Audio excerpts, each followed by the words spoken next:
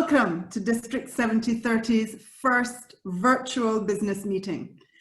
I am just going to share my screen so that we can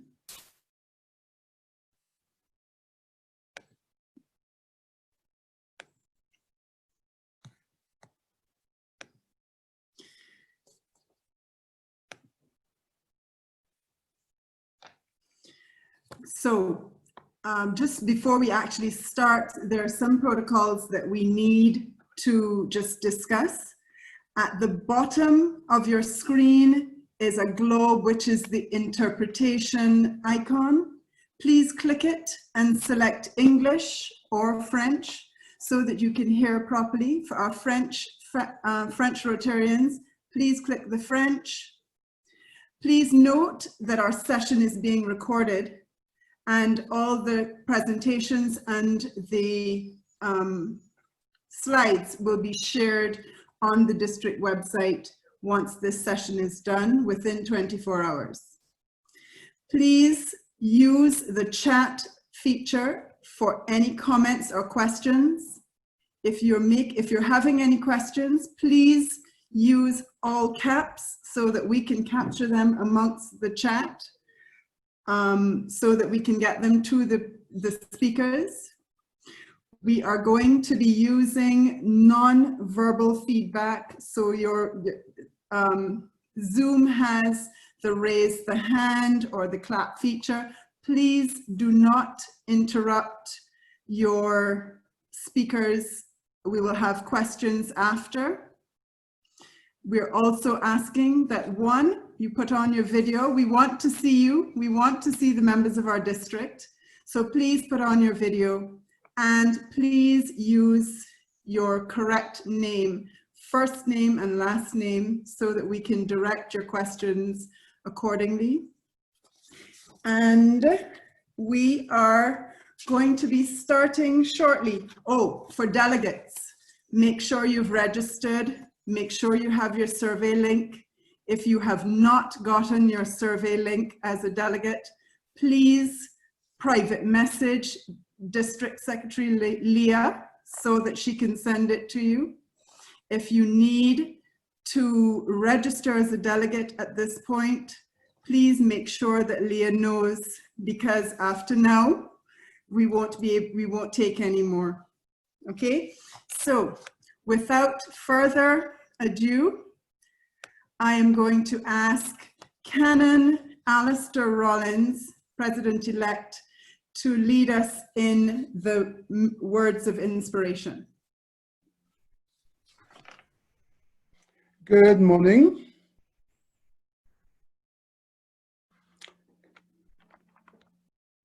It's a pleasure being here this morning with my Rotary brothers and sisters.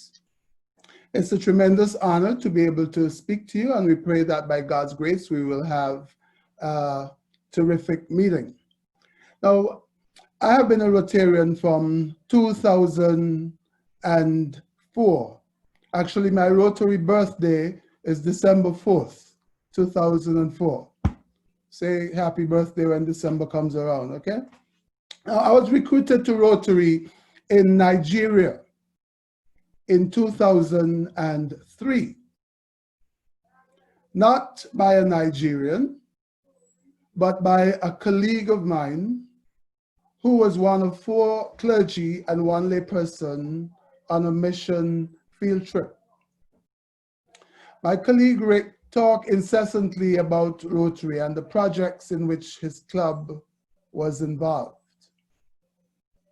He was very passionate about the Gift of Life program.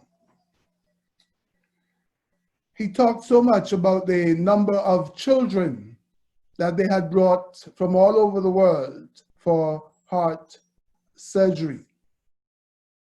And so I was touched by this, and by the following year, I was a Rotarian.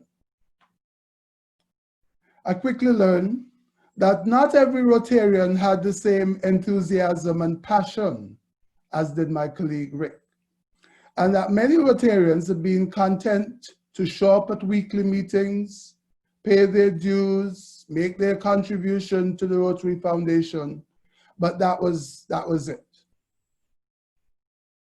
I was made aware by Rotarians at the Gift of Life meetings that to fully embrace the entire spectrum of Rotary, one had to attend district training assemblies. One had to participate in the Leadership Institute at all levels if possible. One had to attend district conferences and, of course, the international convention. So my first international convention was 4 years into Rotary in 2008 in Los Angeles. It was a marvelous convention, not only because at that convention, Bill Gates spoke and promised the $3 million matching grant, but because Dolly Parton was a performer.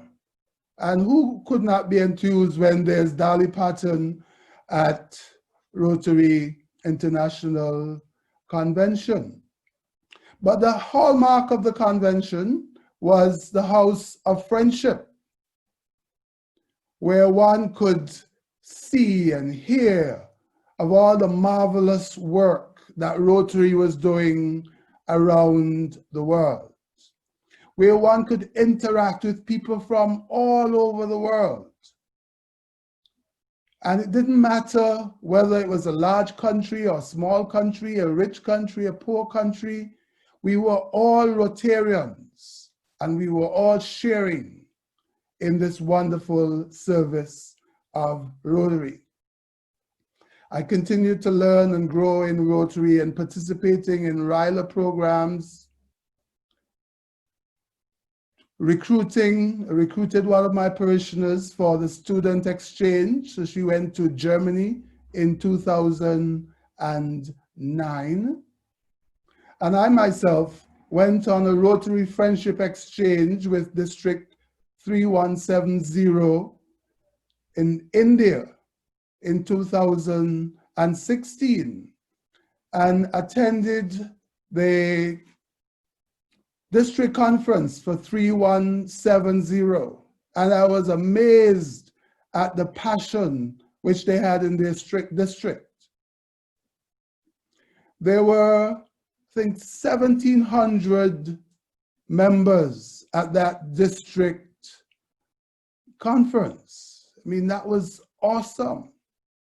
And it was in that district I learned that when a person became district governor, they would be carried home on their shoulder after the district conference. I should have told Trevor this earlier, but it was amazing. We went to visit a former district governor, and there's a big plaque on the wall of his house. So as you drive up to the house, you see his name and district governor and the year in which he was district governor. Sonia? So you could prepare for that. Prepare your plaque. So the enthusiasm for Rotary around the world continued to give me energy so that no matter what else I have to do, how busy I get in life, I recognize the value of Rotary around the world. But I also recognize the value of Rotary to a single person who receives a wheelchair and is now mobile. In 2008, I had the privilege of meeting Grace. She was the first person from Uganda to receive open heart surgery, and this was done through the Gift of Life. In 2008, she was 38, and she had had the surgery when she was 5. And she came back to New York to give thanks to the Gift of Life for the surgery she received at 5. My brothers and sisters, that is Rotary. And all of us should get to know Rotary at that level. We should not be content with only Rotary meetings weekly, but get out into the world and participate fully in what Rotary really is. Thank you. fellow Rotarians, Rotaractors, PDGs, members of the Governor's String, please show Rotarian President-elect Alistair your gratitude for sharing with us his Rotary story. So, as we now start, this is the business of the district, which should have been done at the district conference in St. Kitts, which unfortunately, due to COVID, we weren't able to attend. But I now ask District Governor Trevor to share with us his opening remarks on this meeting, but also, DG, I will ask you to immediately follow that with your introduction of RI President's Rep, PDG Dwayne. Thanks very much. Thank you, District Governor nominee Sonia. Good morning all, past District Governors, past District Governor Dwayne, and all of the other past District Governors in the meeting. I see, of course, immediate past District Governor Dominic. I see past District Governor Milton. I see past District Governor David. That past District Governor Roger is due to be here. I see past District Governor Hervé. All of the other past District Governors in the room. Good morning, welcome. District Governor-elect Lyle. Good morning, welcome. The entire District Governor String, Assistant Governors, Presidents, Secretaries, Club Officers, Rotarians all. It is a pleasure for me to welcome you to this virtual business meeting. As our, what should we say, Madam, or Mistress of Ceremonies has indicated, this is what we should have been doing in St. Kitts in April. Unfortunately, however, the novel coronavirus COVID-19 decided otherwise. And we had to change gears and to adapt, which is one of the things that we ought to do well as Rotarians, to meet the prevailing circumstances. So we've had to adapt, and we've had to regroup and come here today by virtual means using the medium of Zoom to do the important business of the district. But we in St. Kitts Nevis really had looked forward to welcoming all of you to our lovely shores, St. Kitts Nevis, historic St. Kitts Nevis, and to show you the best of Kittitian hospitality. We have not done this for a very long time in the district. We have not hosted Rotarians in St. Kitts Nevis since, I think, 1989. And we really had planned to roll out the best of Kittitian hospitality to make sure that our conference in April would have been one like you have never seen before.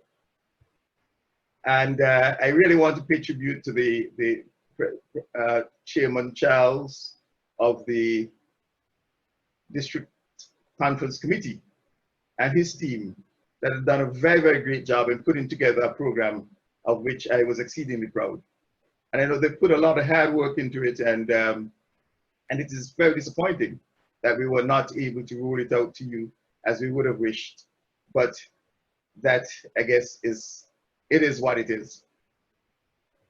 So we have come here this morning, and as I said, we have not tried to replicate a conference by virtual means, but we thought it important that we come together to do the important business that has to be done. To that extent, it is not the regular conference where we would hear from all of the clubs, etc., and all of the wonderful things that they're doing. In fact, we have just one presentation this morning before we get into the official business of the meeting. And that presentation is by our Rotary International President's representative, past District Governor Dwayne.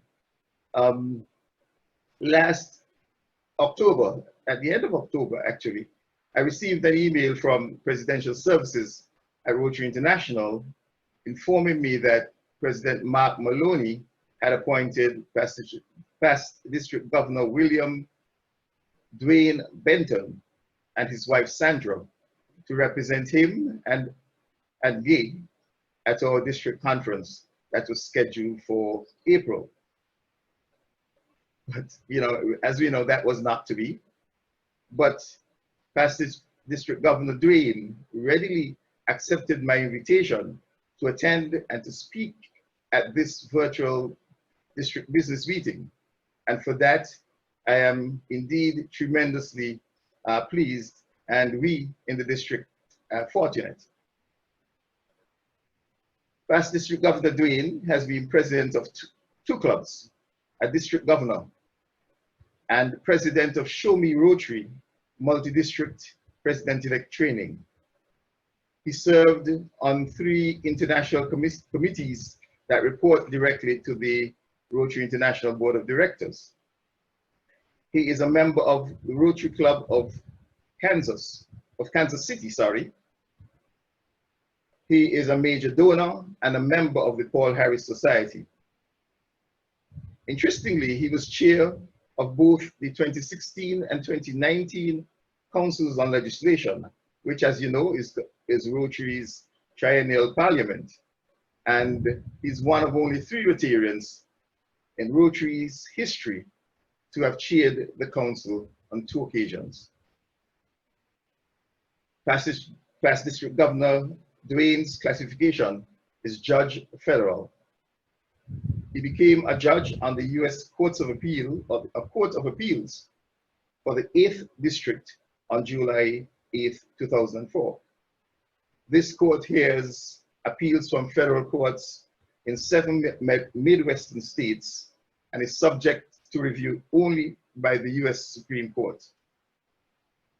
Previously, Judge Benton, our own PDG Dwayne, has served on Missouri's Supreme Court from between 1991 and 2004, including a 2-year term as Chief Justice.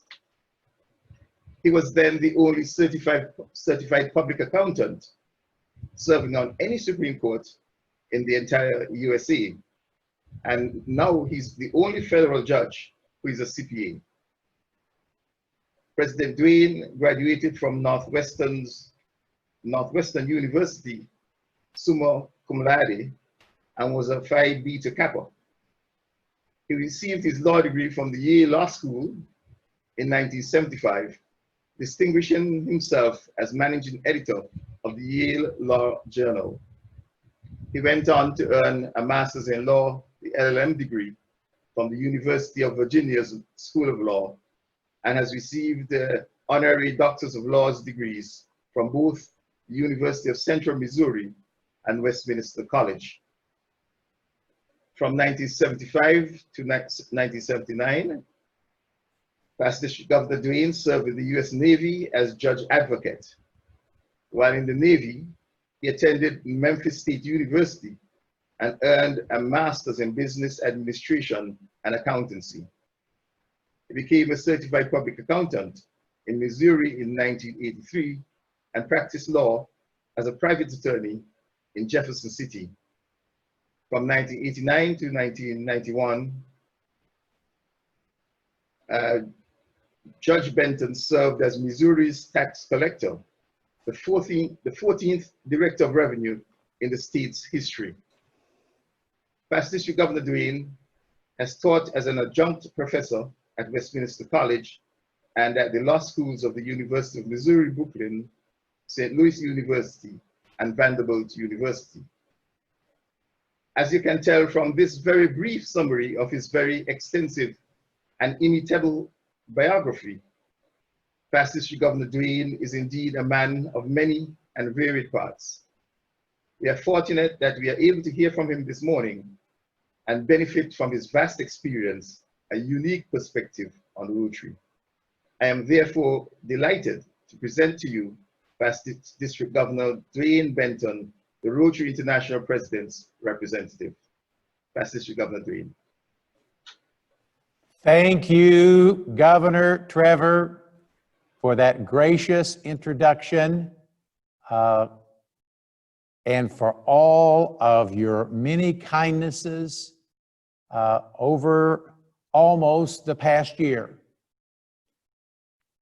as we prepared for the district conference. And Governor-elect Lyle, I appreciate your leadership in organizing the President-elect training, where you graciously had me to speak as a keynote speaker. Oh, well, what can I say? I am honored to be here to represent Rotary International President Mark Daniel Maloney at your district meeting. Rotary connects the world. Mark announced that theme not last month, but a year and a half ago. Little did he know how events would prove how connected everyone is all over the world, facing the same pandemic, the same challenges, health and economic. Mark and Gay herself, a Rotarian and a past club president, are my personal friends now for 16 years or so. We Rotarians are blessed for their exemplary service above self. But you know about servant leadership. The next district over is the home of your past director and past Rotary President Barry Rasim.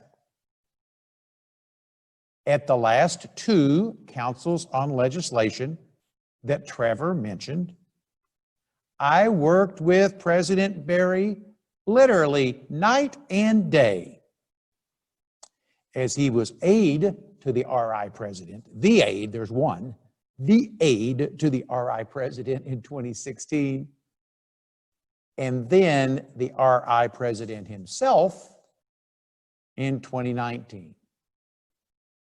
But again, you know, Barry did not rest on his laurels.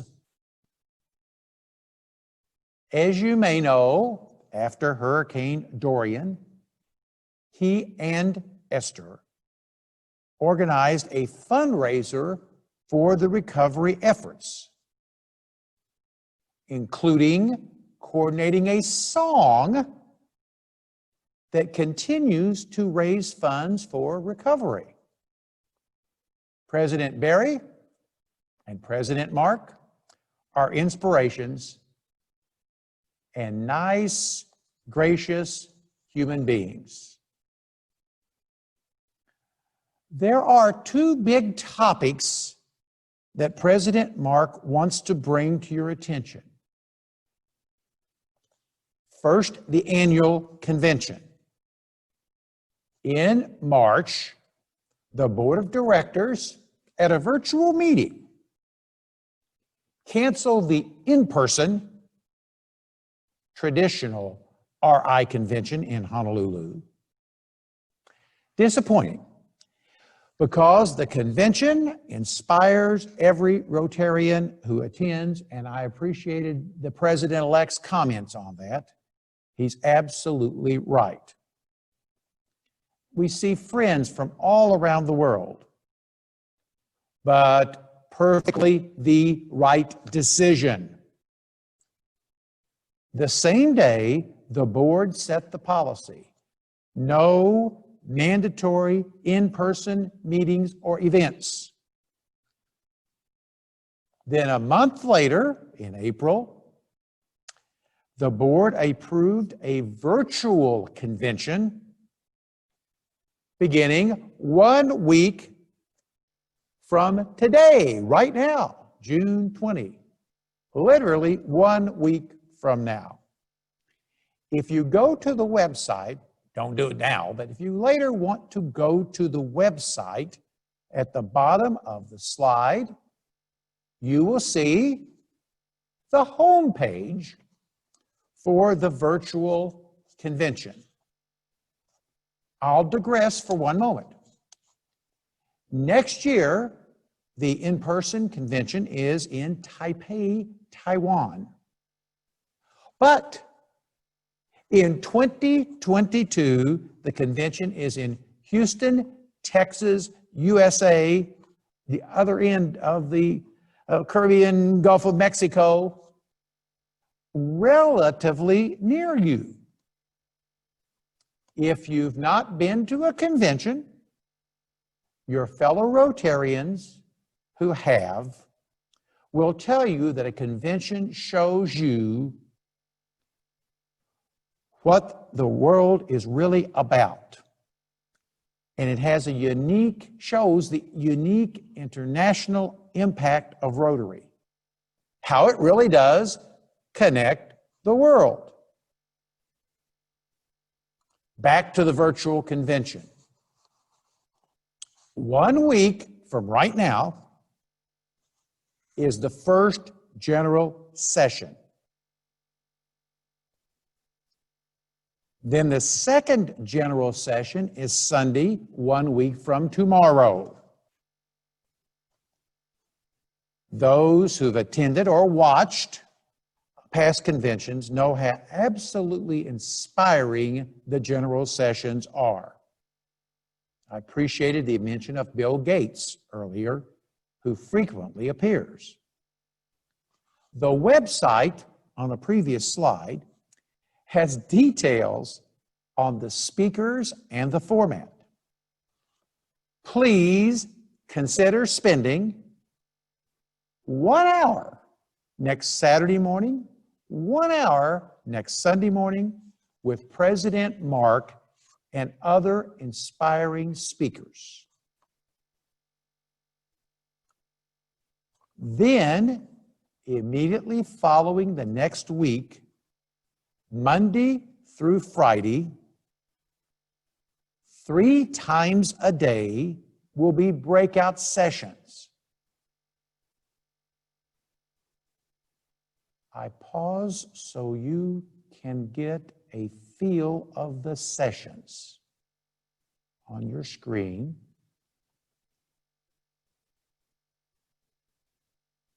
This screen has Mondays and Tuesdays. The breakout sessions are on various subjects, as you can see. It's Monday, Tuesday, and there are Wednesday, Thursday, Fridays. A week of Rotary. Please note, all sessions are available for on-demand viewing. And if you go on next Saturday, Sunday, Monday, Tuesday, Wednesday, Thursday, or Friday, all throughout that week, all those sessions will be simultaneously interpreted into Rotary's 7 languages, including English and French.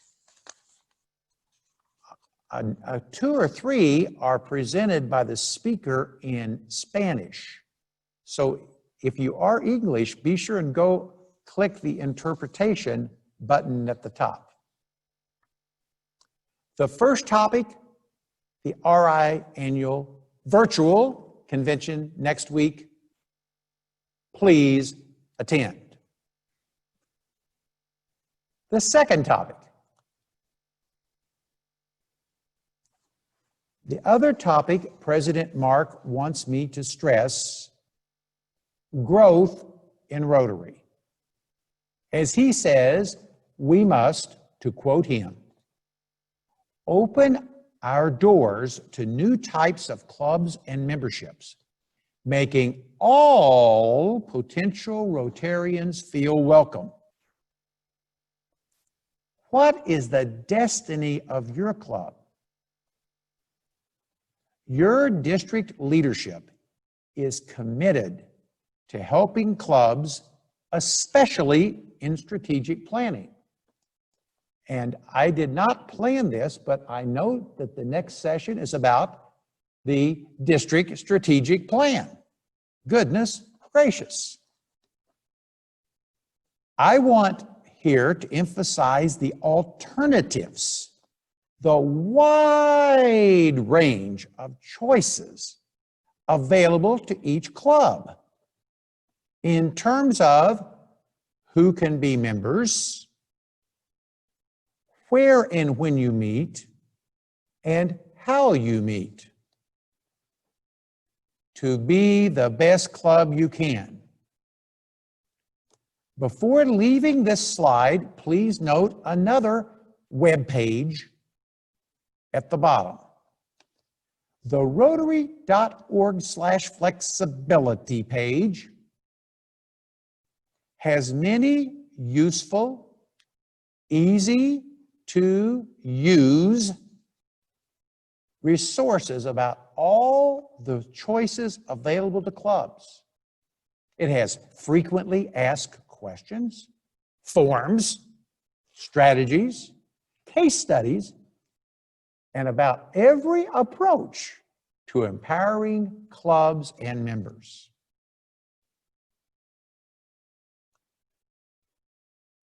Your club can decide the types of members you have.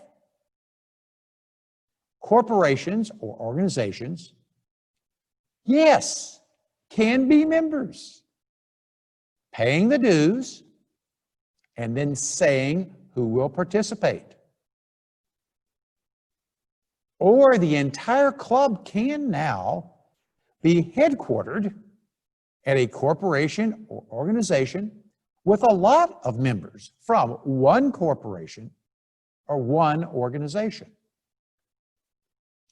Associate or junior members, usually those beginning careers, are welcome.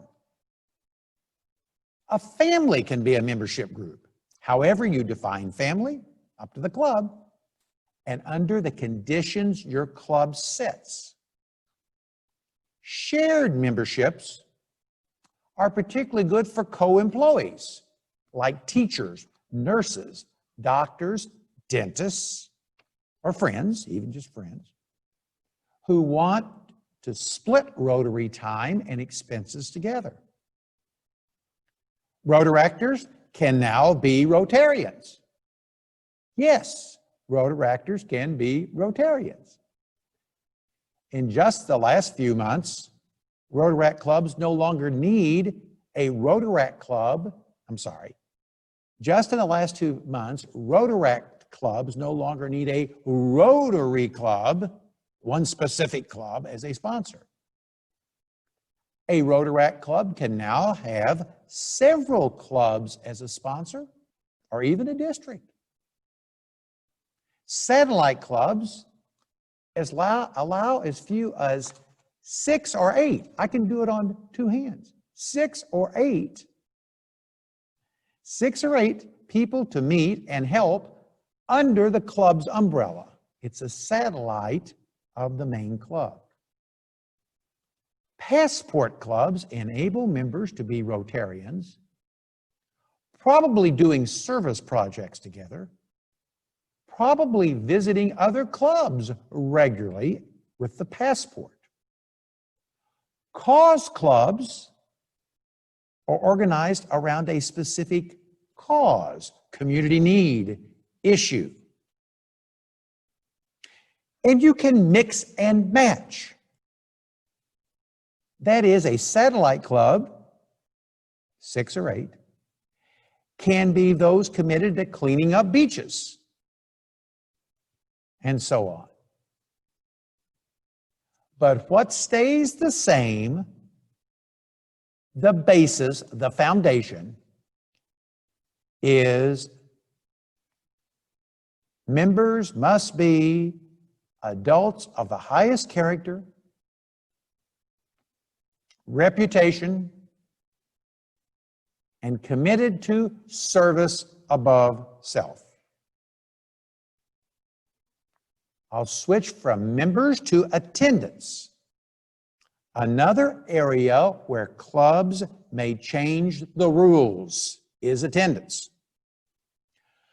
Some of us remember Rotary 30, 40 years ago with complex rules about attendance, makeup, excuses, etc.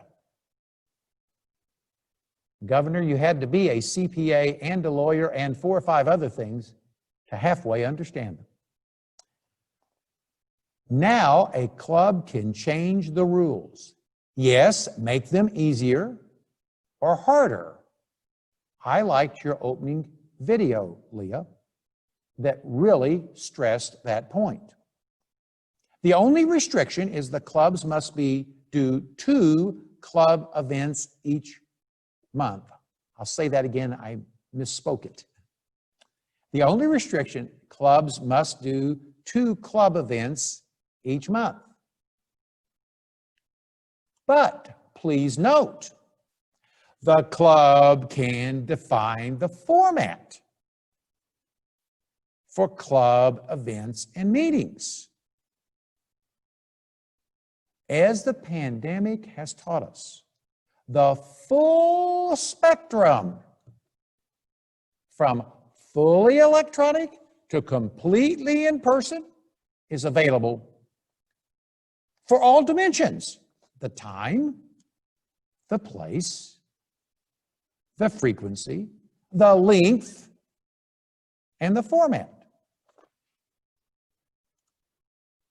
These are big steps for a club. Of course, consider them carefully. But do change your bylaws so everyone knows what you're doing. Get buy-in from the members.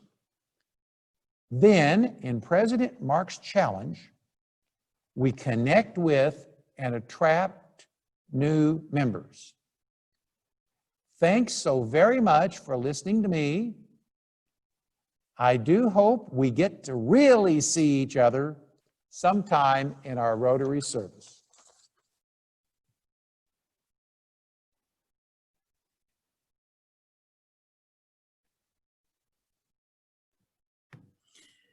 Thank you, Rotary International President's Rep, PDG Dwayne. We're extremely happy that you were able to join us this morning. Share with us your President Mark's wishes and your experience. Rotary District 7030 is grateful for your attendance. Fellow Rotarians, we are now about to go into the strategic plan for 2020 to 2023.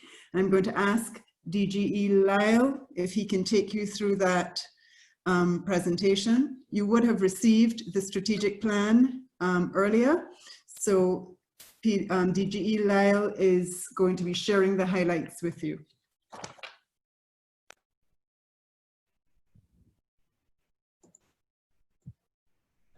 Thank you so much, Sonia. What a wonderful address that I have to follow. PDG Dwayne, you've made my my presentation a lot easier, because so much of what President Mark has said is incorporated into our strategy and carries forward into President Holger's year. But our plan is actually, as I sit here, folks, I'm going to set my watch, my clock, if I can, so I don't run over. Well, I can't, so you'll have to forgive me if I do run over. But our plan runs for 3 years. This plan started back in 2013-14, and it was worked on back in 2018 with then Governor Dominique, then Governor-elect Trevor, and myself. And it has been shared with a number of our key stakeholders. And today we are rolling out a plan for 2022, for 2020 to 2023. This obviously incorporates DGN Sonia and DGN Leslie, and they have been integrally involved in the final rollout. This is a high-level document, and I won't take you into any great detail.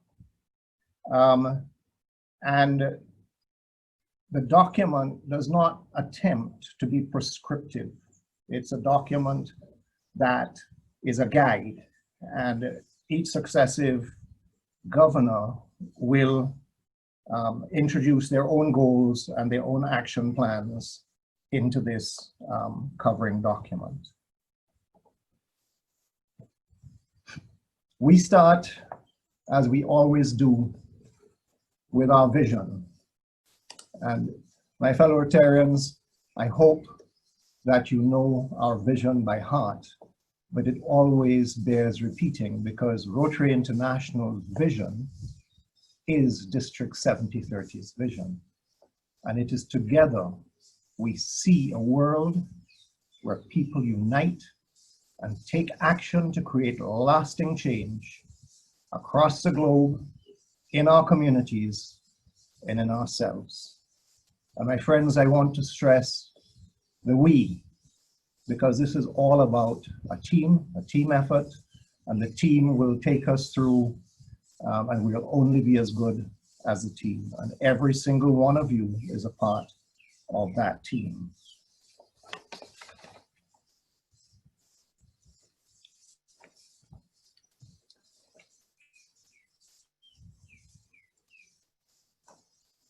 Everything that we do in Rotary is based on our core values. And although this is espoused by Rotary International, it is endorsed by District 7030. And Paul Harris said that the foundation upon which Rotary was built is friendship. On no lesser foundation could it have stood. As you can see, fellowship, friendship is at the top of our core values. But I submit to you, my friends, that integrity must be the steel in that foundation, because it is only with people of integrity, that is honesty, honor. Is it the truth that Rotary will survive? If we stray away from that core value, Rotary will no longer be Rotary. Diversity, equity, and inclusion. Never has that been of greater value and importance than it is to us today. Service, of course, this speaks to our value proposition. Most members will join either for the fellowship or for the service. And once we ensure that our service is high impact and measurable and sustainable, then we will be able to deliver that value proposition. My own mantra is kindness is transformational. So in service, make sure that you inject kindness. And of course, leadership. Leadership sets us apart. With all of these other core values, it is Rotary's leadership that sets us apart in this world.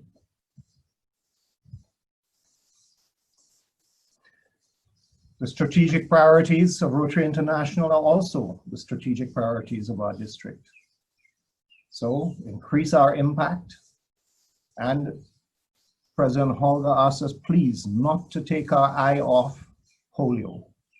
I know that COVID-19 is here and is here for a while, but if you were fortunate enough to watch Raj Jadu's presentation on polio, you will know that polio and COVID-19 are scarily similar, and polio has killed a tremendous number of people, more than COVID-19 so far, and it is only one flight away.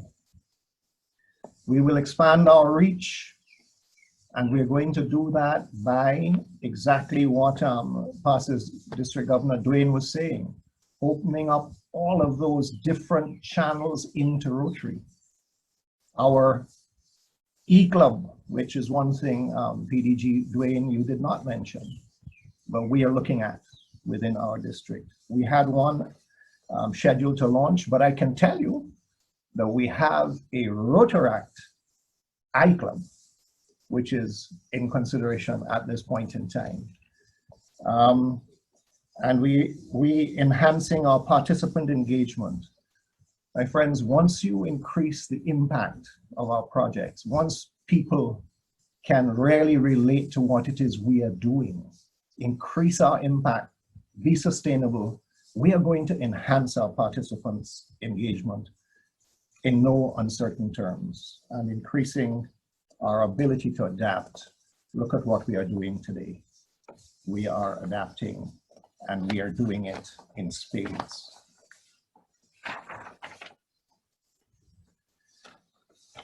This is just a reminder. This is who we are.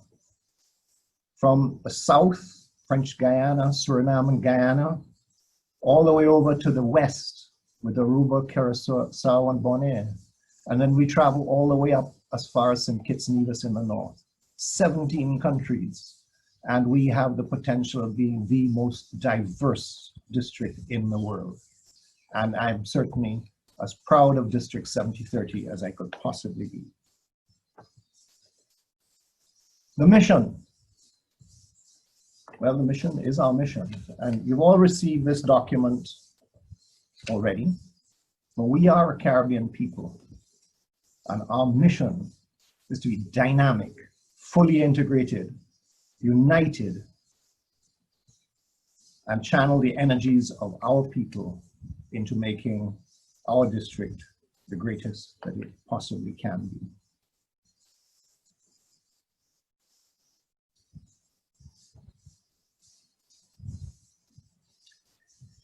And we're moving on, and you'll be happy to know this is the penultimate slide. I'm not going to read the slide to you, but I'm going to just inform you that we have already, under Governor Trevor, we have already centralized our bank accounts. So past District Governor Roger Bowes is our finance chair, and we have centralized bank accounts. Look at what we've done with training. We have rolled out training both in 2019-20 and for our pets for 2020-2021. That, although a lot of you will agree was a bit long, it was outstanding. We adapted, and we had some of the best speakers in the entire world speak to us at our training. And I believe we've done such a great job, we're going to have a hard time going back to the in-person training. But let's see how that goes, because we can never, ever forget that fellowship and friendship is at the top of our core values. And our district conferences and pets is where fellowship and friendship comes to its own. We have a disaster plan, and we have a team working already on our response to the COVID-19 relief. So I think that, yes, our awards. Well, we're not going to require anybody to do anything different to what the Rotary citation requires people to do. All we're going to do is say, hey guys, we have a couple of priorities in the district. Set your own goals, because that is what President Mark has said. We're not going to be prescriptive on setting your goals. The Rotary citation now asks you to set your own goals. Make sure you have 13 of the 25 goals and you will be eligible. Of course, if you have all 25, you will get presidential honors. But no member lost due to COVID-19. That is at the top of our priority list. No member lost due to COVID-19. We will lose members. but let us not let one of our friends go simply because they've gone through a bad time with the COVID-19 experience.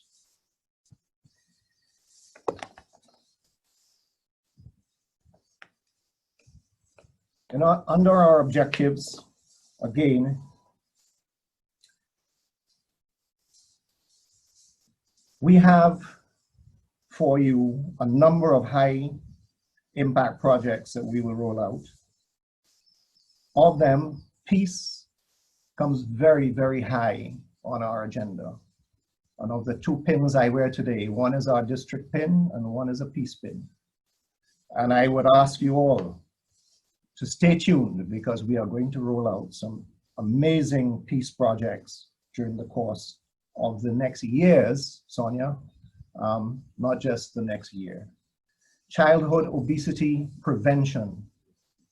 Childhood obesity is the cause of so many non-communicable diseases in our society.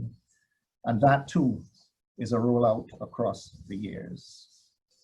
Polio Plus, we have a huge program set up for you under Raj Jadu from the Rotary Club of St. Augustine. We have appointed a committee, a high-level committee, a great committee, to work on diversity, equity, and inclusion. And this committee's mandate is to be both inward-looking and outward-facing. We are asking all of you to remember that Rotaract is central and upfront in our mission and our objectives. Rotaract is where our future lies. But in remembering Rotaract, don't forget Interact, Early Act, RILA, New Generation Service Exchange, the Model United Nations, and yes, I do want to look at Youth Exchange, although our district is not qualified for Youth Exchange. So, public image, you had a marvelous presentation by Sean Paddy the other night. And under the Rotary Foundation, my friends, if we do not support the Rotary Foundation cannot support us. This year we had a really, really great goal. And of course, COVID-19 has gotten in the way of that. But let's not lose our focus. There are those within our district who can continue to support. And I asked that all of you, you're setting your own goals, but don't set them low.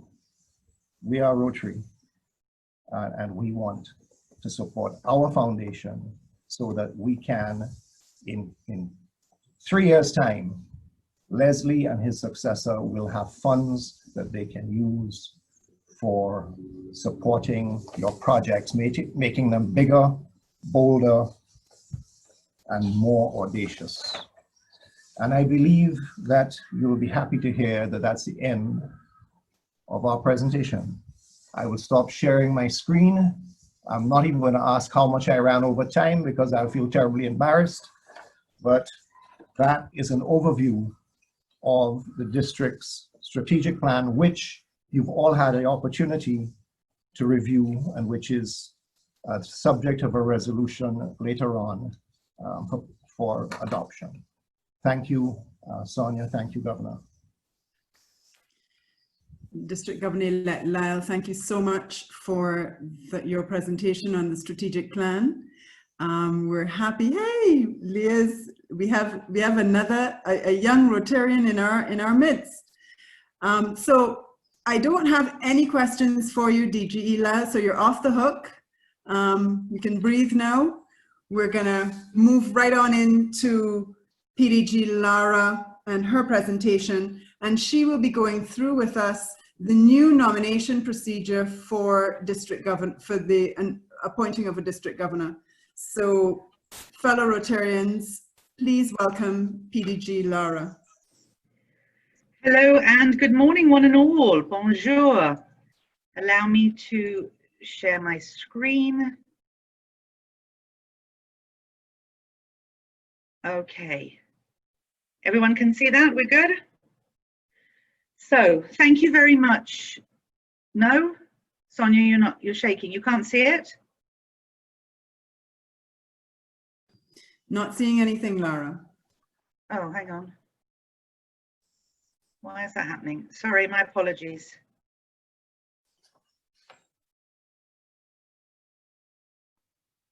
Why is it's saying my screen sharing is paused?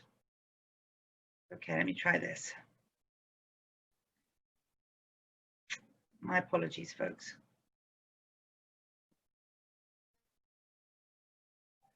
I thought we were ready to go.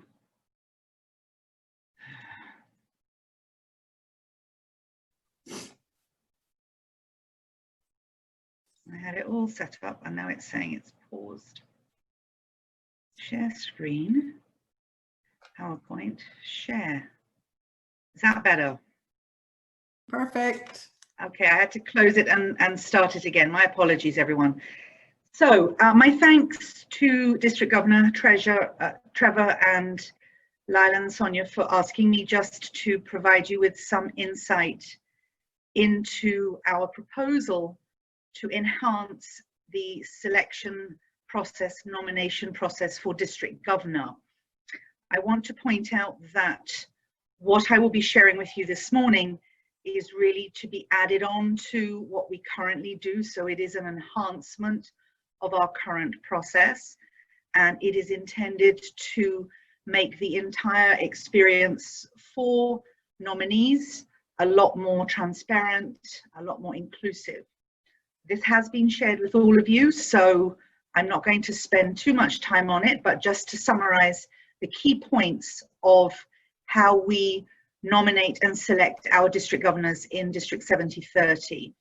So we refer to the RA Manual of Procedure, which clarifies that the nominating committee must consist of the 5 most recent PDGs, who will then select future district governors.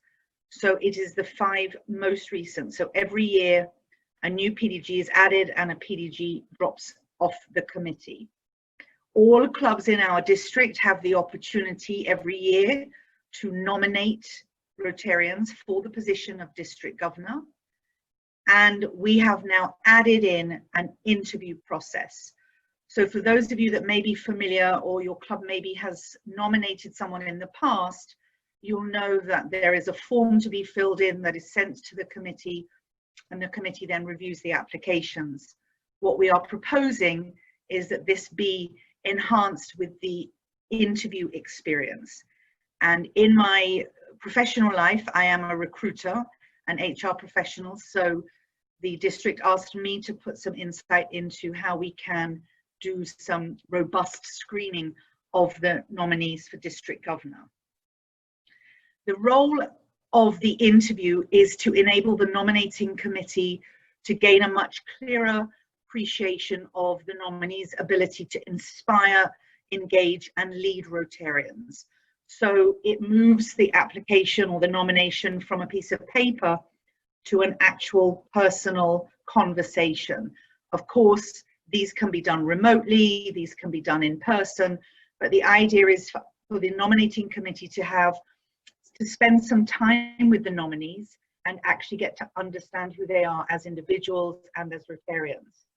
It will give the committee the chance to analyze their Rotary experience, particularly in our key areas of foundation, membership, and PI, to make sure that they truly understand how Rotary works, so that they have not just been engaged at the club level, but at the district level, and are fully aware of our organization on a global level. And then also the opportunity will be given to the nominee to actually share their vision for our district. So what do they hope to see if they are successful and are selected as district governor? What will they be doing in their year as governor? What's their vision for our district? So we're looking at both their past experience as well as their future role as a leader in our district. So in interviewing, we have an expression that past behavior determines future behavior. So if in the past, and we would hope certainly, these Rotarians have been leaders in their clubs, leaders in the district, leaders on projects, then we expect that behavior to carry into the future. But it's important that they can articulate a vision. So if I'm successful, this is how I see our district evolving and getting stronger. We also would like to be able to assess the charisma of the candidate. And this is important because the district governor has to engage outside of our district at zone meetings, at Rotary conventions, at the district governor training, to represent our district well, to share knowledge about our district, not just their club or their country. So to be an ambassador for the Caribbean, for Rotary in the Caribbean. And then after the interview, for the panel to really feel comfortable that the candidate they have chosen is the best fit for the role, that the person has a very clear understanding of what it means to be district governor and has the capacity, the character and the experience to execute the role with excellence. And that's really the goal, is to find the best all-round candidate for the role of district governor. So it's important to understand that this new process is not meant to be a process whereby there can be lobbying, a candidate can speak individually with committee members. It's meant to be a collaborative effort, but each of the 5 PDGs on the committee has to remain impartial. They're not allowed to share any preferences.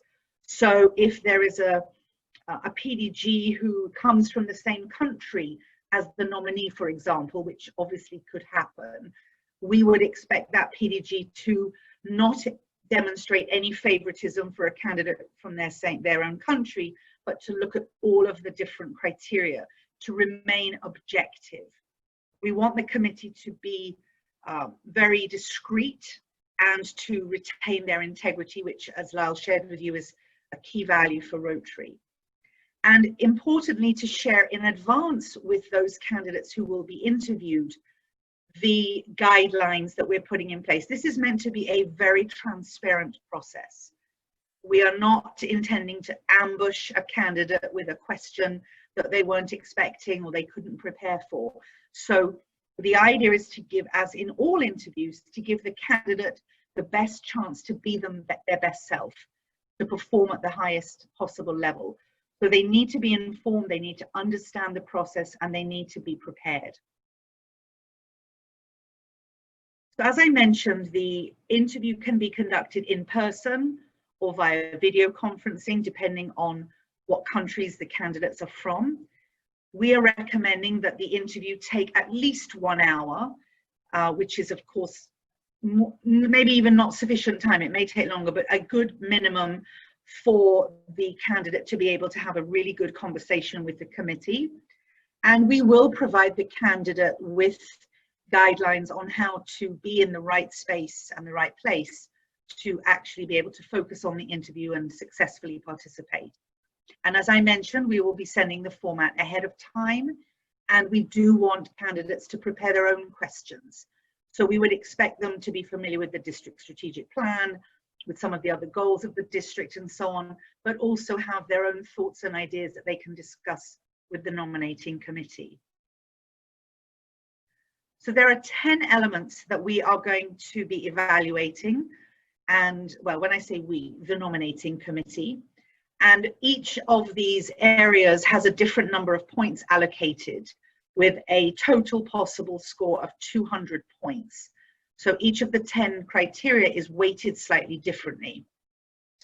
We have prepared some sample questions under each of the 10 criteria, but the committee members can ask their own questions based on their own experience or interest.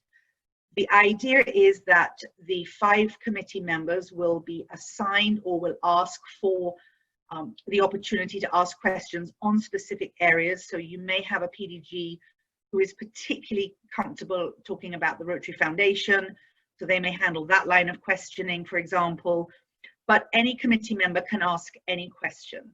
And then each of the committee members does their own scoring, and the scorings are then brought together.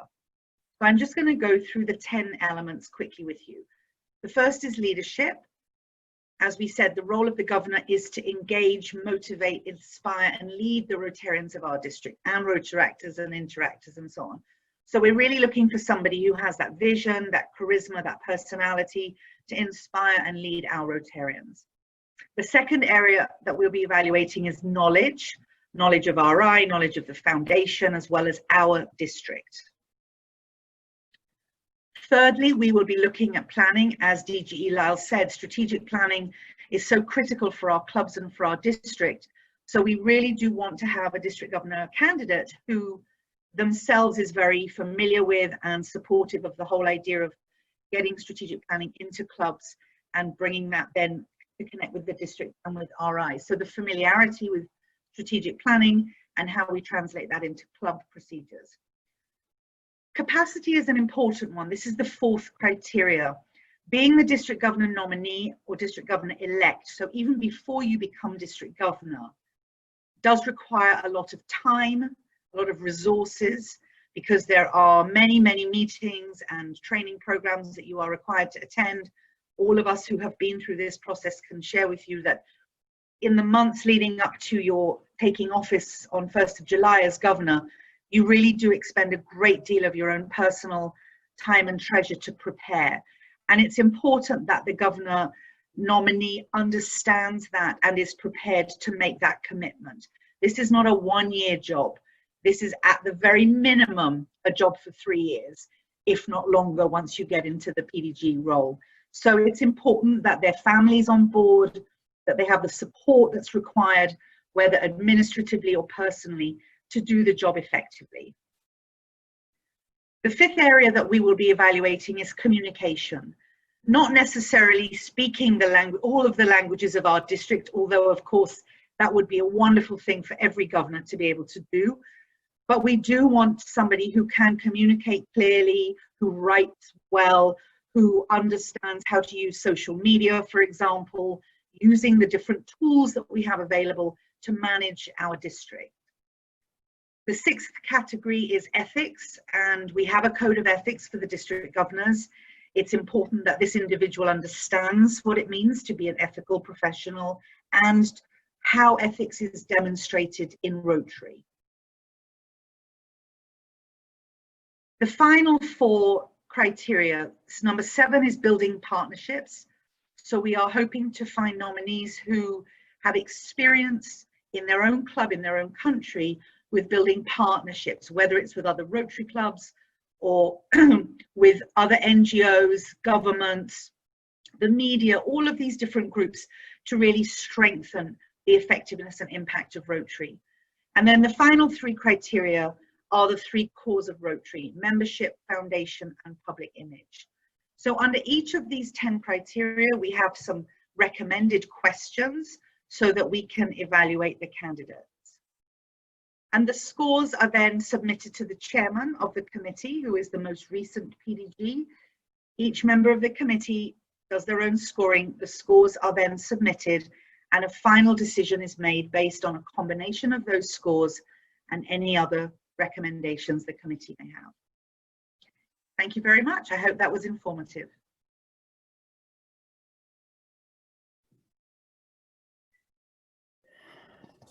Thank you, PDG Lara, for your presentation. It definitely will make our district stronger, our leaders stronger, going through that criteria. I don't have any questions as well, so you and Lyle have done well this morning. Yeah, lovely. So we can go back to bed now then.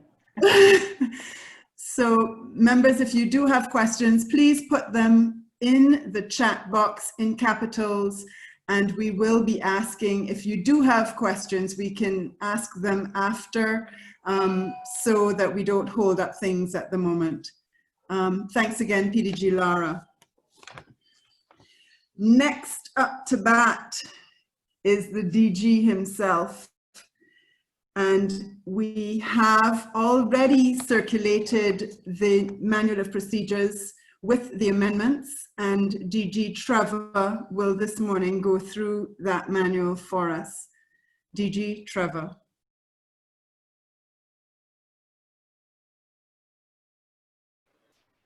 Thank you, DGN Sonia, our MC for this morning, Mistress of Ceremonies.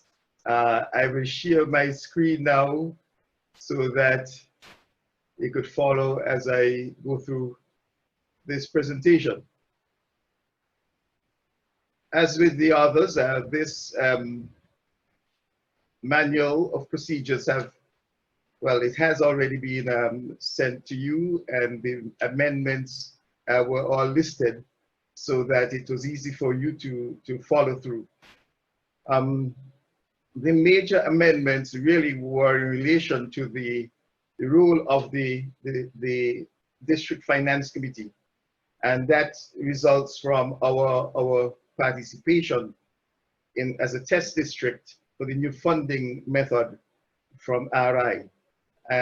So because of that, we had to do some consequential changes to the manual of procedure, and that is the substantive part of the amendments that were presented. However, there are some other amendments that we made as we went through the process, and I will just quickly walk through them with you. First one is on page 3, clause 1. We amended or updated the introductory paragraph to include the ABC Islands that are a recent addition to our district and had not been in the manual previous to this. So we have updated that so they are fully included now in the manual. The second amendment was on page 5, clause 314, which now reflects the new funding methodology, and included in the sort of the role of the district governor is this new amendment to reflect that new process. Then on page 6, clause 4, the election of the district governor, we amended this in this subparagraph A to reflect the full role of the committee, of the nominating committee, in seeking the best candidate for district governor. And that ties into the previous presentation by PDG Lara, which looks at the process, which will now involve that interview segment. And in order that we make the deadlines that are in place by RI to communicate our district governor nominee, we have now changed the deadlines that are in place. So the date by which the district governor will call for the nominees to the clubs has now changed from the 31st October to 15th October. And the deadline for receiving nominations is now changed from December 31st to 15th November. That is to give us sufficient time so that we could go through the whole process of recruitment, and the nomination committee could have the time necessary to go through the entire procedures to have the district governor nominee in place. Then on page 8, clause 5, the Council of Governors, we have amended this again to clearly indicate that all incoming governors, the entire governor string, are included as full members of the Council of Governors. So, so that amendment was necessary to expressly and allow for that.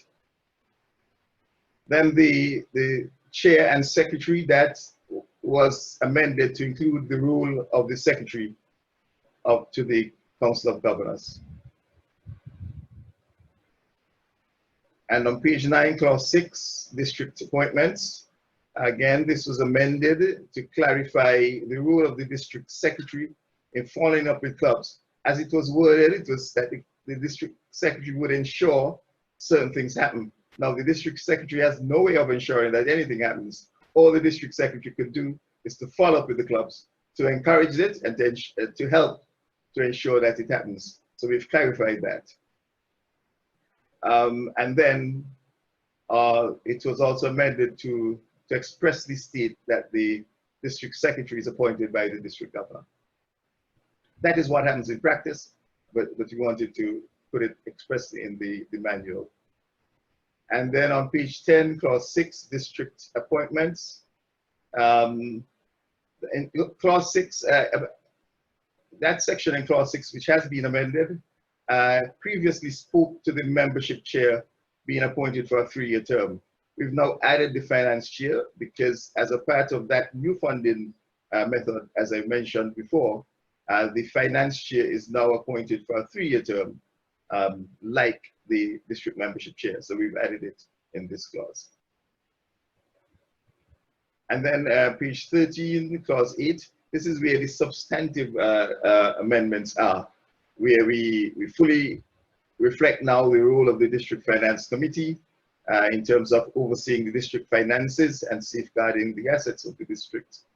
The establishment of a permanent fund so that it doesn't change from year to year, that this is now a permanent fund that would remain in place across Rotary years from this year, 2019-2020. And to put the control of the district's bank account on the district finance committee and not under the district governor as it previously was. And then to assume all of the functions that were previously with the district governor as it related to the finances of financing and finances of the district. Previously it was fully with the district treasurer. Now all of that is moved to the finance committee, and the district treasurer is now function as a part of the committee.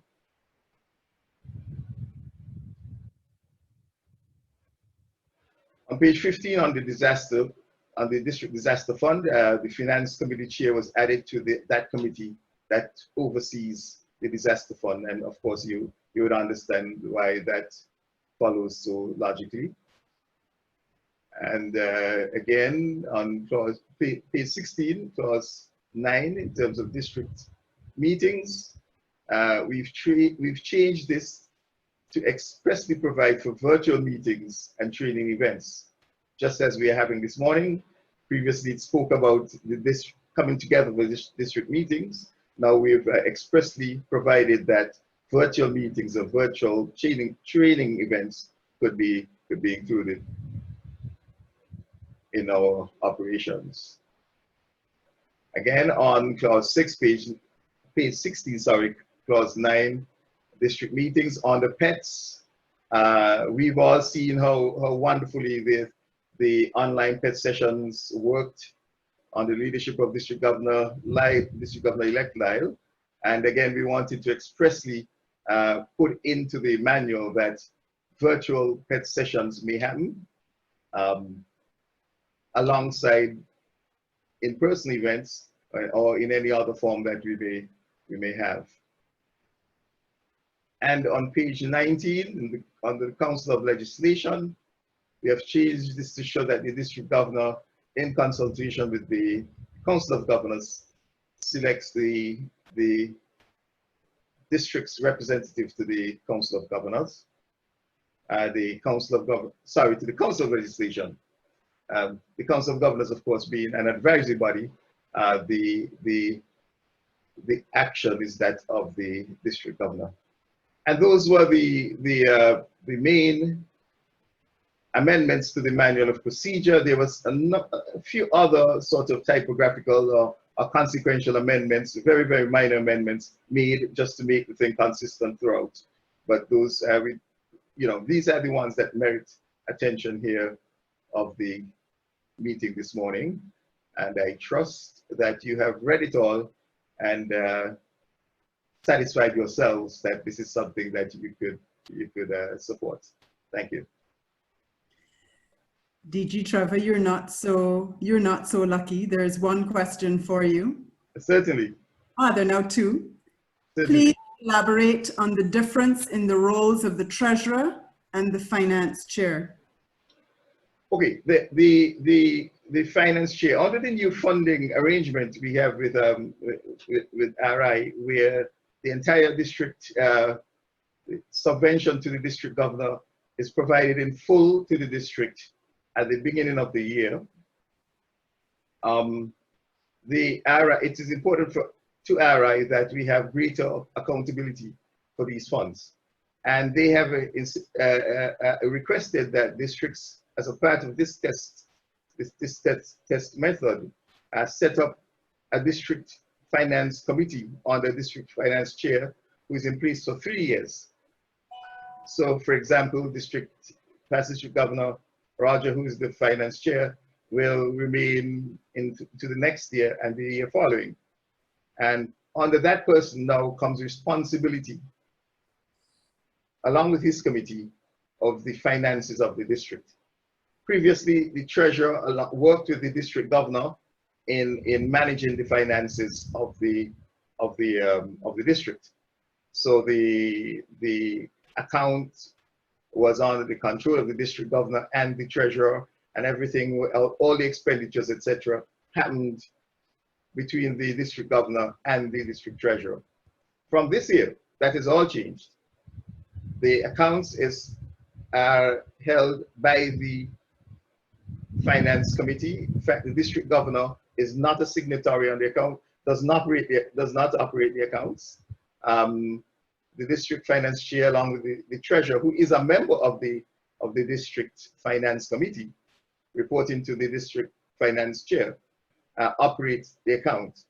And the district governor is funded by reimbursement. So the expenditures that the district governor makes in his year for his travels, etc., then a claim is submitted to the district finance committee, along with the receipts and everything to substantiate that claim, and he is then refunded by the committee from the district fund. So the treasurer now is a part of the finance committee. The person responsible overall is the district finance chair. I would prefer that you don't leave a message. Thank you, DG Trevor. Following on from that question, who is the chair of the finance committee, which you just mentioned is PDG Roger, and he will be the finance chair also for DGE Lyle's year, but they want to know, how is that position selected? That position was selected, so in this year, it was selected before the start of the year, in consultation by the district governor and the then district governor elect Lyle and district governor nominee Sonia. So the three in the string for the years that he would have been in place would have agreed on his appointment.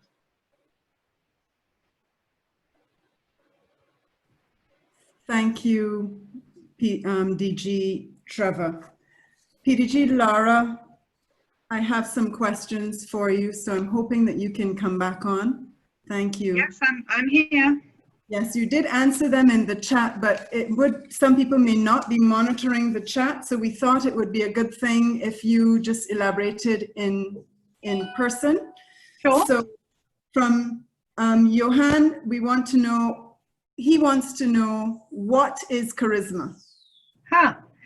So charisma is actually defined as, the official definition is, and I looked it up because I saw the question, compelling attractiveness or charm that can inspire devotion in others.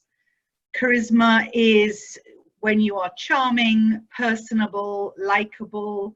People want to be in the same room as you, people want to follow you, people enjoy your company. So I'm trying to think of somebody who has charisma. Barack Obama has charisma.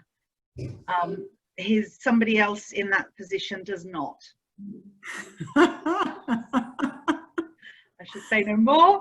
But we all know people in our lives who have charisma. It's that warmth, that personality, people that you are inspired by, that you want to follow. And it has absolutely nothing to do with how you look or what. Absolutely, yeah. It is nothing, it's not to do with education or background or your religion or anything like that. It is a kind of a warmth, a natural warmth and personality that draws people to you.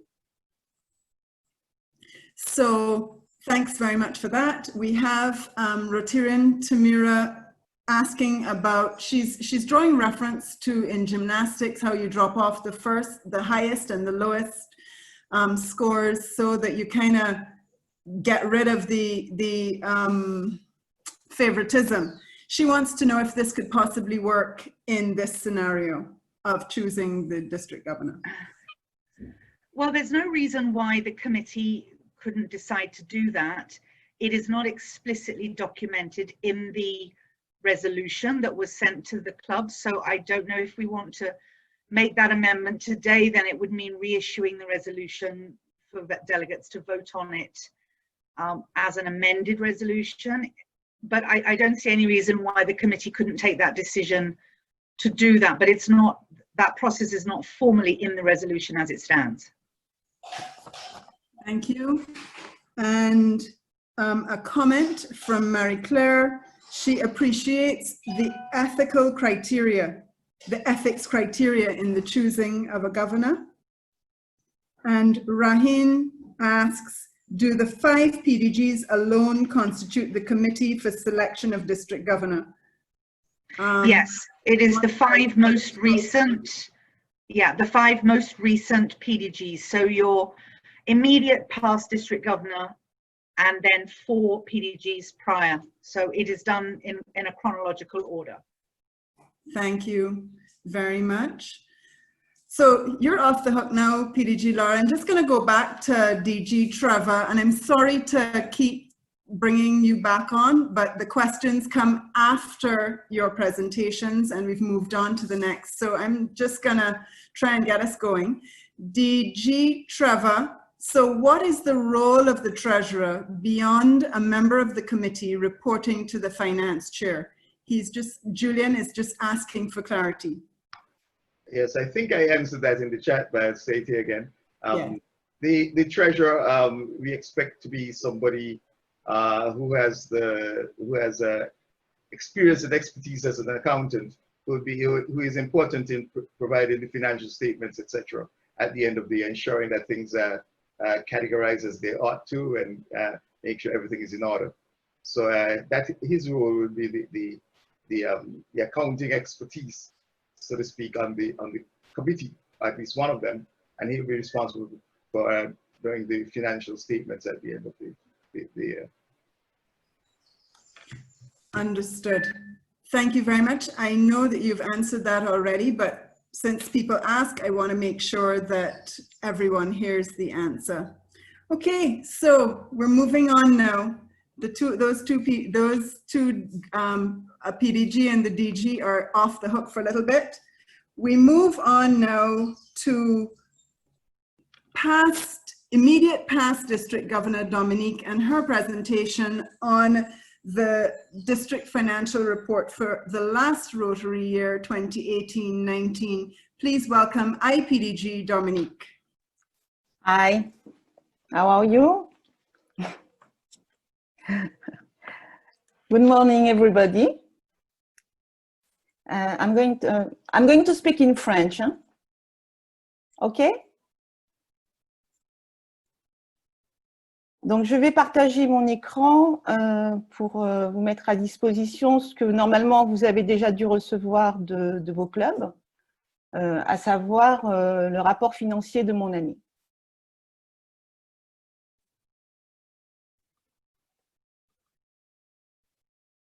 Est-ce que tout le monde voit?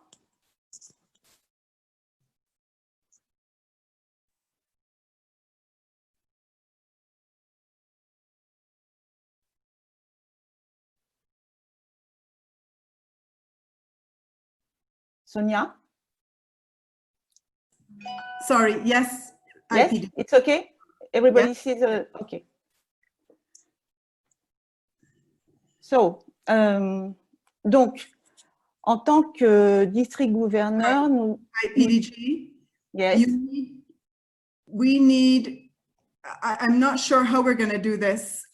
Is everybody to switch to the French channel, or are you to be on the French channel for us to hear? Let me see. But Sonia, we could just read the English off the slides. Yeah, but No, but there is a. yes, and you need to start your presentation in PowerPoint, the slideshow.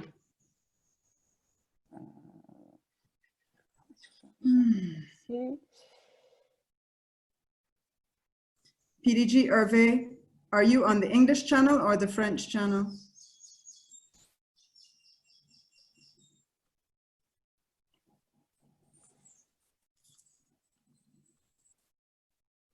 Yes, I'm hearing you. I just need Dominique to be on the French. So, no, you're on the right channel. Where is Dominique to be on the French?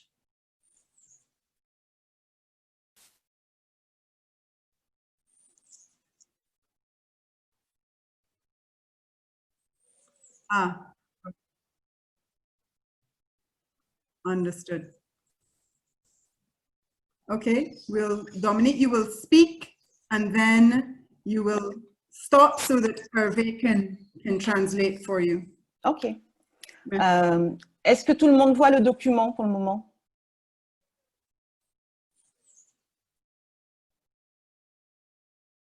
I don't heard Hervé. Yeah, but we have to start the slideshow.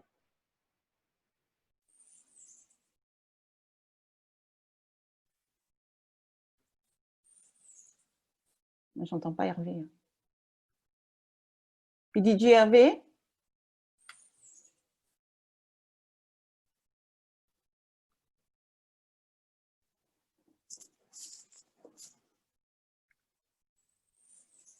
Sonia, can I start?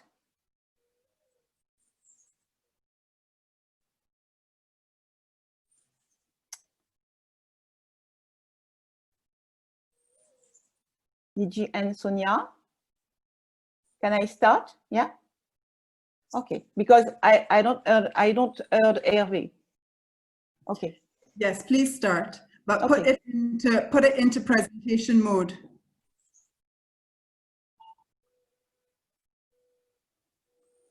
Slideshow. I've got a problem with my screen.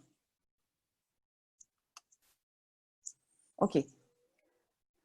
Donc, en fin d'exercice du gouverneur, il est présenté habituellement un bilan financier puisque le gouverneur reçoit un budget venant du Rotary international, mais reçoit également ce que vous payez tous, à savoir la taxe de district, qui lui permet donc de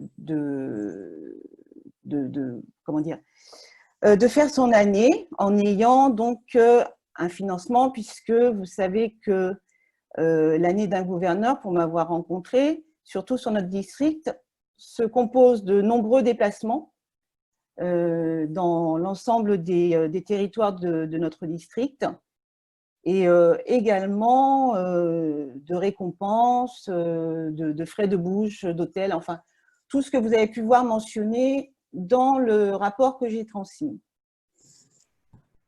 Alors, au début de mon... Alors, il faut quand même savoir... It's the diorama, right? You need to click? Sorry, who's speaking? I can't quite see it. Diorama. Dominique, you need to click slideshow. Yes, yes, okay. But I don't finish. Okay. Donc, comme a pu l'expliquer tout à l'heure DG Trevor, avant même que notre année commence, nous avons des frais qui sont engagés pendant les 2 premières années, dès lors que nous sommes validés.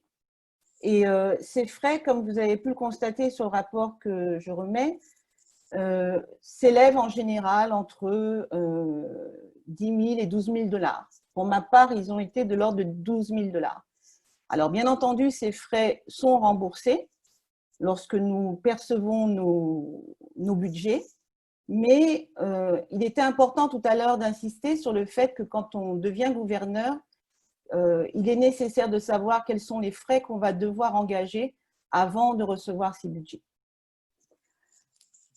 La constitution du budget du Rotary international se fait à partir d'estimations que nous transmettons donc au Rotary international sur l'ensemble de nos déplacements, donc une évaluation approximative du coût des billets d'avion, du coût de l'hôtel, du coût des frais de bouche, de tous ces déplacements que nous aurons à effectuer.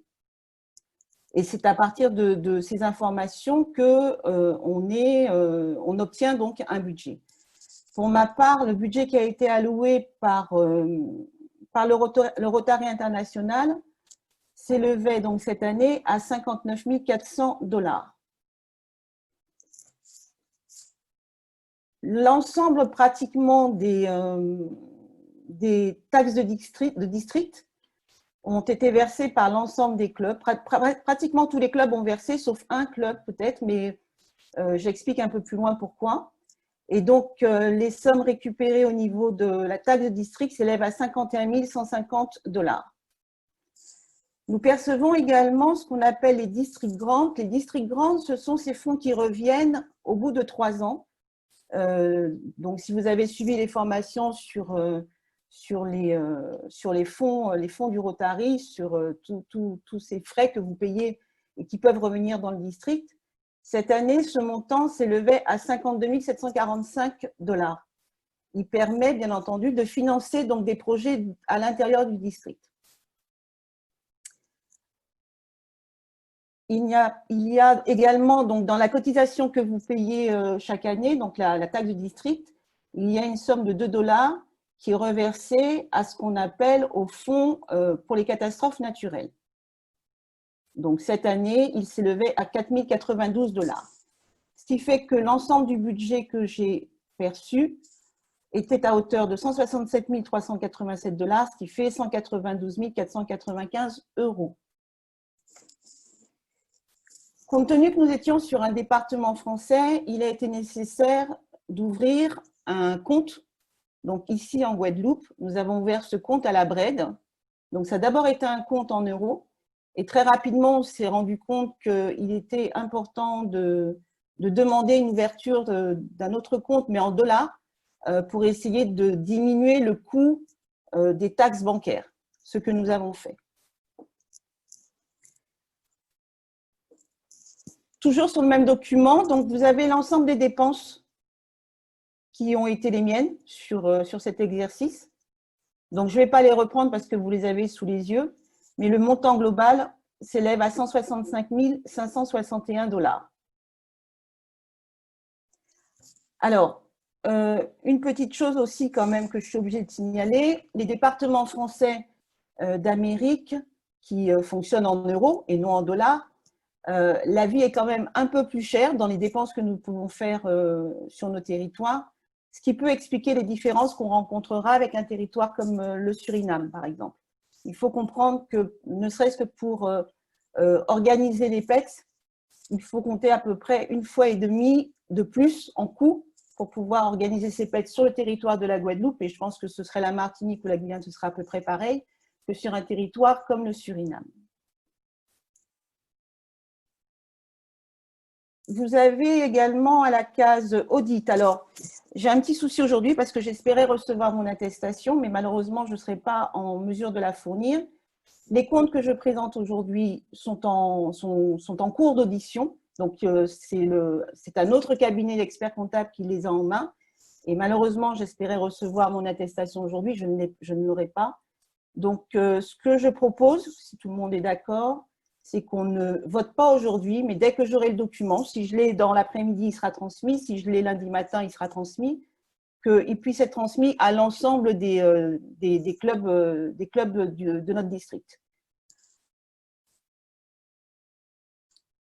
Aujourd'hui, donc, entre les budgets qui ont été perçus et les dépenses qui ont été faites, nous avons un différentiel de 1 826 $ en excès, enfin en plus, en sachant que lors de mon année, nous avons également eu la visite du président du Rotary International qui venait, qui venait pour une raison bien particulière, puisque la Dominique et Barbuda avaient été touchés par le cyclone. Donc, président Barry Rasim a tenu à faire ce déplacement. Et il faut savoir qu'entre la Guadeloupe et la Dominique, nous avons été dans l'obligation de louer donc un avion pour qu'on puisse gagner en temps. Et normalement, je devrais recevoir la différence puisque ce voyage doit être payé par les fonds du président du RI. Donc, viendra normalement s'ajouter aux 1 826 $ qui sont en excédent, viendrait s'ajouter les 933 $ qui sont dus par le trésorier du président du RI. Est-ce que ça va jusque-là? Concernant les fonds que nous avons reçus, les District Grants, donc pendant mon année, c'est PDG Milton qui était aux manettes de la distribution donc, de ces fonds. C'est lui qui en assurait le rôle.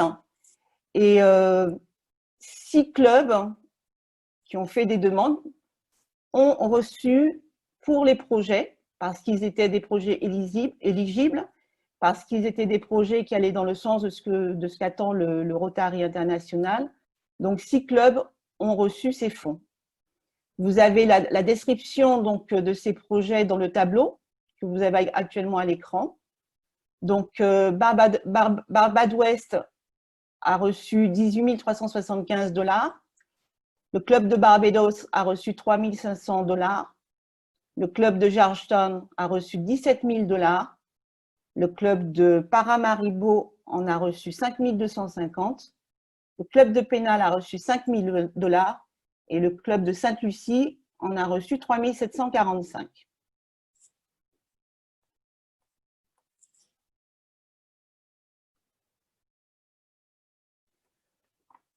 Au niveau des contributions que vous versez et qui sont allouées à la Fondation Rotary, concernant mon exercice, nous avons donc transféré sur la Fondation 187 769 $.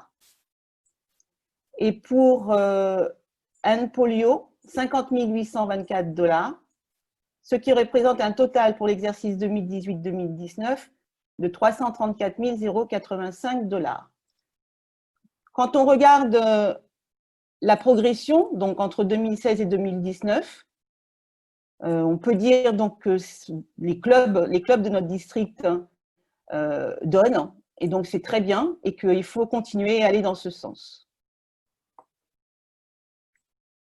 Sur le dernier petit tableau que vous avez, ça concerne les fonds qui ont été alloués, donc les Global Grants qui ont été alloués donc à différents projets. Et là également, donc on peut voir que 50% des contributions du fonds annuel Share de 2015, donc ça c'était le solde, on avait un solde de 105 490 $. À cela est venu s'ajouter donc 105 802,31 $. Donc le report pour l'année 2017-2018 qui correspond donc à l'année de PDG Wadi était de 188 900 $. Sur mon exercice, donc il y a eu le transfert des fonds polio et également un transfert pour Rotary Center International Studies, ce qui fait qu'on arrive à un solde reçu de 141 900 $. Et vous avez donc en dessous les projets, donc qui étaient des projets pour la plupart également qui étaient sous l'année des de PDG-WADI, dont le financement a été donné à hauteur de 47 530 $. Voilà.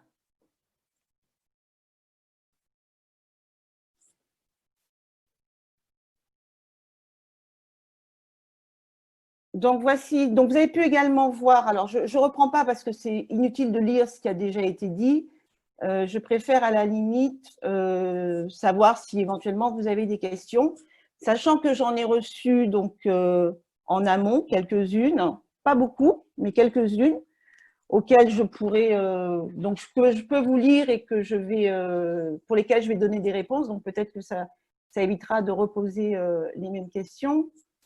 Notamment, donc, la première question qui m'avait été posée, pourquoi il y avait une telle différence, alors on va revenir sur le tableau, pourquoi il y avait une telle différence, par exemple, sur tout ce qui était dépenses de pins, banners et d'objets de cadeaux de reconnaissance. Alors, effectivement, il faut savoir que moi, j'avais fait le choix d'acheter donc des pins pour tout le monde, donc pour l'ensemble des membres de mon district, c'est-à-dire les Rotariens, les Rotaraxiens, les Interaxiens. Et donc, j'ai fait cette distribution. Donc, c'est un coût qui est important. Il y a également des cadeaux qui ont été faits, donc aussi bien pour les âgés que des Rotariens et des prix qui ont été décernés aussi aux Rotariens et aux Rotaraxiens lors de la conférence du district.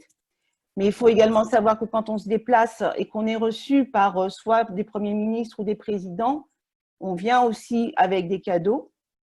Et quand on va en convention, en convention à San Diego pour la préparation, on doit venir également avec des cadeaux. Donc tout ça, et quand le président du RI également est venu, donc Barry Rasim est venu, nous avons également dû acheter un cadeau pour lui et son épouse.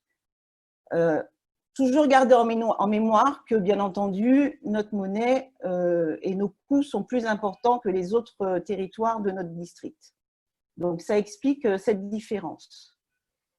La deuxième question qui m'avait été posée également, pourquoi j'avais des dépenses aussi importantes en expédition, en bureau de poste, comparé à l'année de PDG-WADI.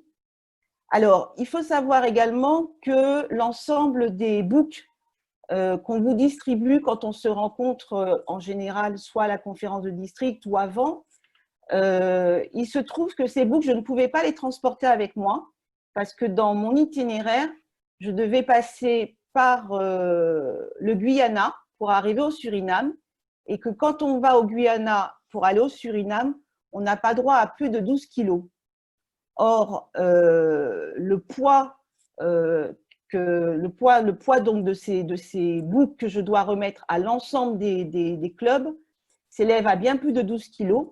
Et donc, j'ai dû tout expédier par FedEx. C'est pour ça que les clubs ont reçu donc leurs books par FedEx, ce qui a engendré un coût important.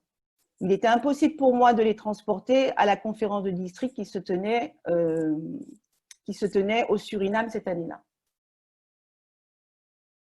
Ensuite, qu'est-ce que j'ai eu? Alors, oui, la question concernant également l'audit. Alors, je n'ai pas pu indiquer le montant de l'audit parce que pour l'instant, nous n'avons pas eu la facture puisque c'est en cours. On pourrait estimer que ce sera aux alentours des 2 000 $, mais il y a de fortes chances que je prenne ce montant de toute façon à ma charge, puisque aujourd'hui, le solde des comptes, c'est pas que ça ne me permettrait pas de le faire, mais je préférais à la limite que cette somme soit utilisée et reversée sur une action à l'intérieur du district. Donc, on vous informera du montant, mais effectivement, pour l'instant, on ne pouvait pas l'indiquer. Il y avait également une autre question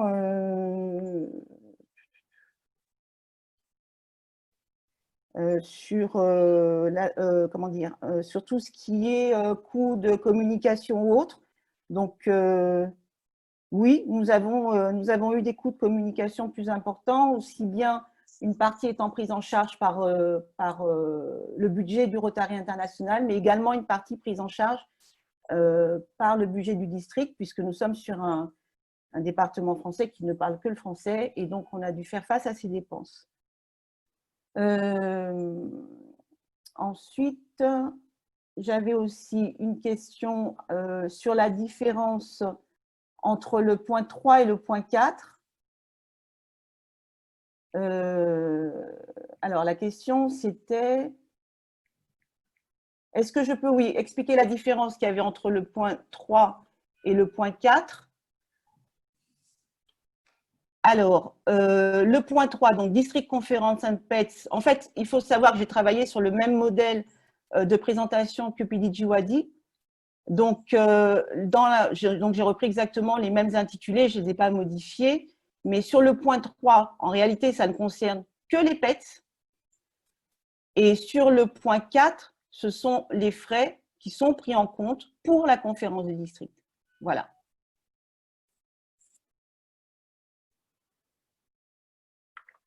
Voilà me concernant. Est-ce que vous avez d'autres questions?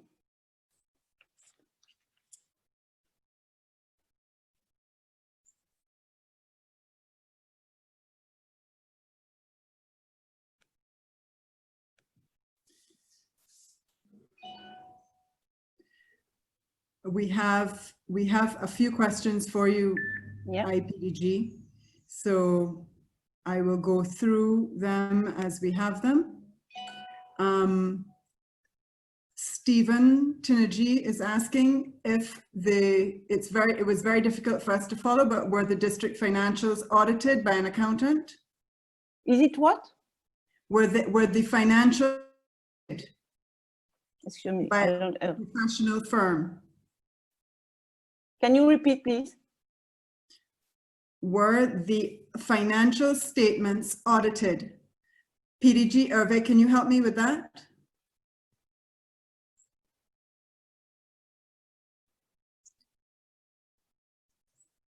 Were the financials audited by a professional accounting firm? Yes, from Guadeloupe, of course. From Guadeloupe? Yes. Okay. And the follow-up to that is, there is no audit expense in your statement of income and expenditure. But I explained during my presentation. Sorry? I explained during the presentation the reason why. And I explained that I'm going to take this amount on my charge, personal charge. I didn't hear what.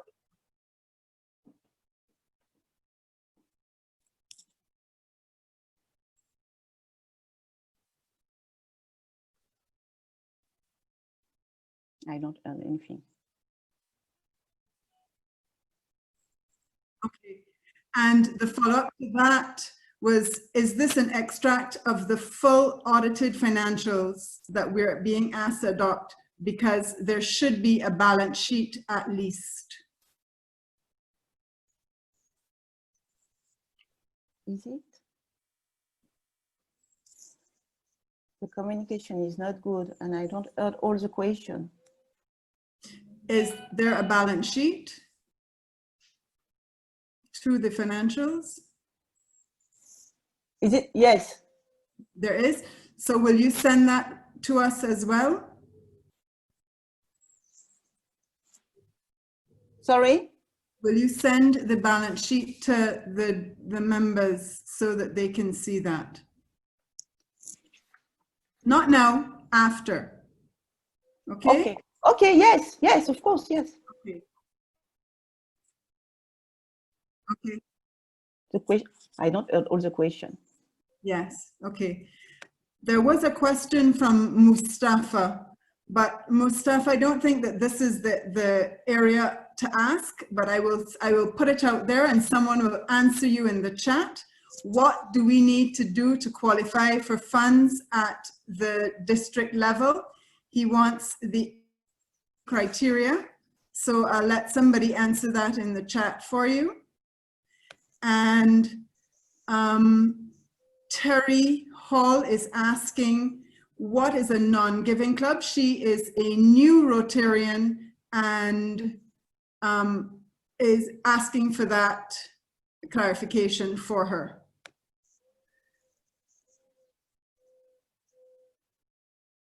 A non-giving club. Sorry. Can you repeat the question, please?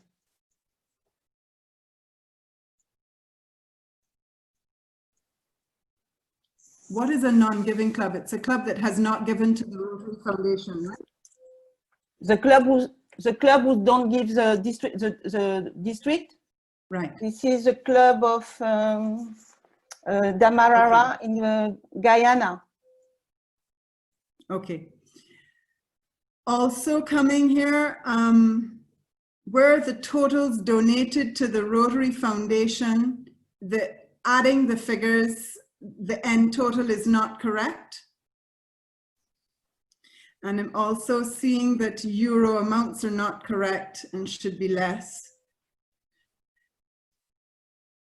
And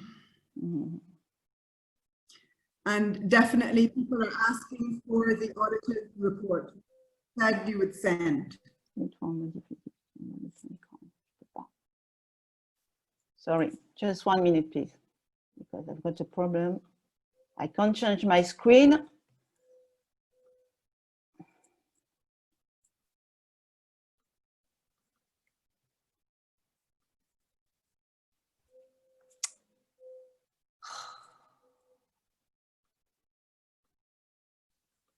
I want to change the screen, but okay.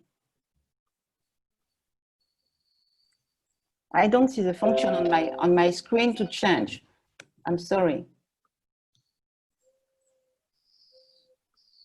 It disappears and I can't do it.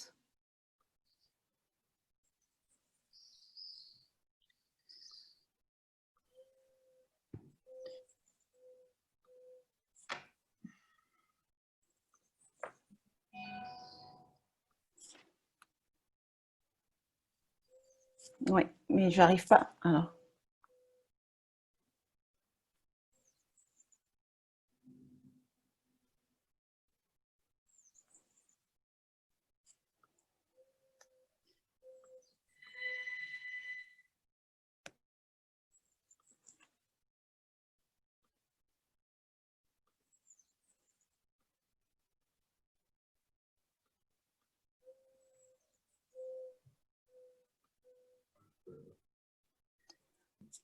Okay. Sonia? Yes. I'm sorry, but I've got a problem with my screen. I can't see the function to change and have the translation in French. I'm sorry. Okay. I don't know why, but nothing's happened. Can you stop? Can you stop sharing your screen? Maybe Please. if you stop sharing your screen and start it again, that may work. Yes. Let me see. Yes. Because I don't know what is the problem really. And I want to be sure to understand the question you ask before to answer.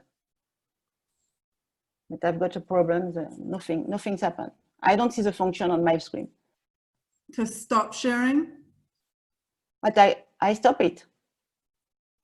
We're not seeing that. Let me see. Try it again.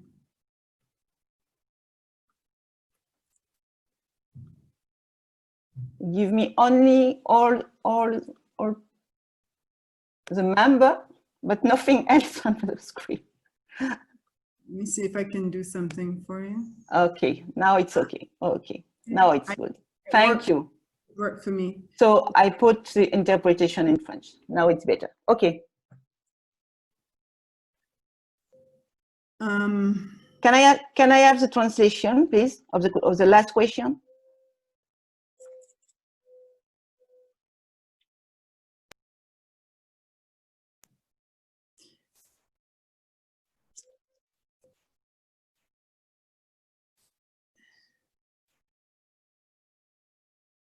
The question is that the totals of the Rotary Fund. Un club non donateur. Ce sont des clubs qui n'ont pas participé comme il est conseillé de le faire, aux dons qui sont faits à la Fondation, tout simplement.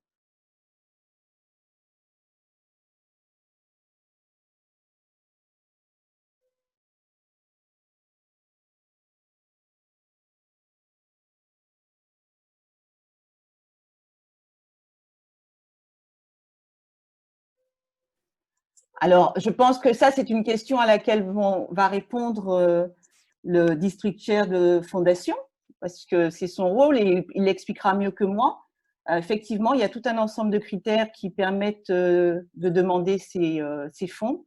Et je pense que, alors, soit PDG Hervé ou plutôt PDG Milton va pouvoir répondre à la question.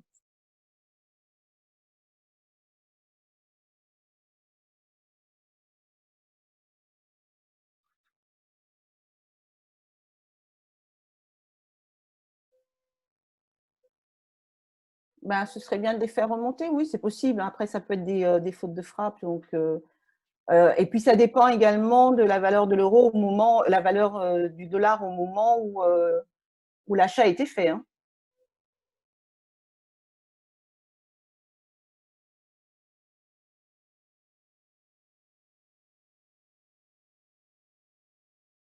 Alors, ce qui manquera, comme je l'ai, voilà, ce qui manquera, c'est juste la certification qui est en cours.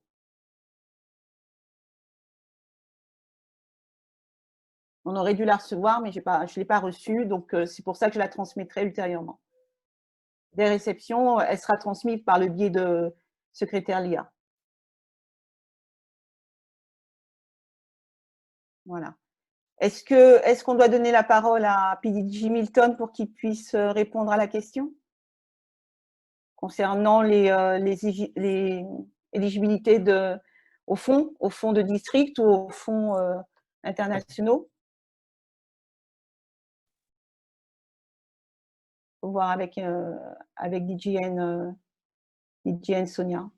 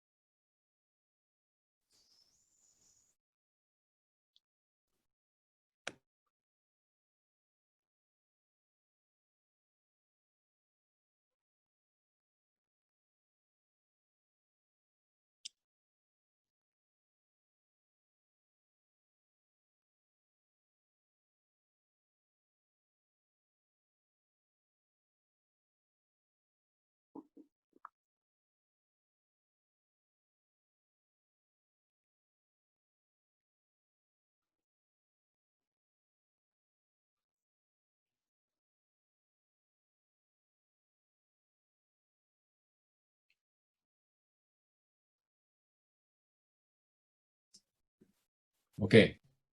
Hear me? Good.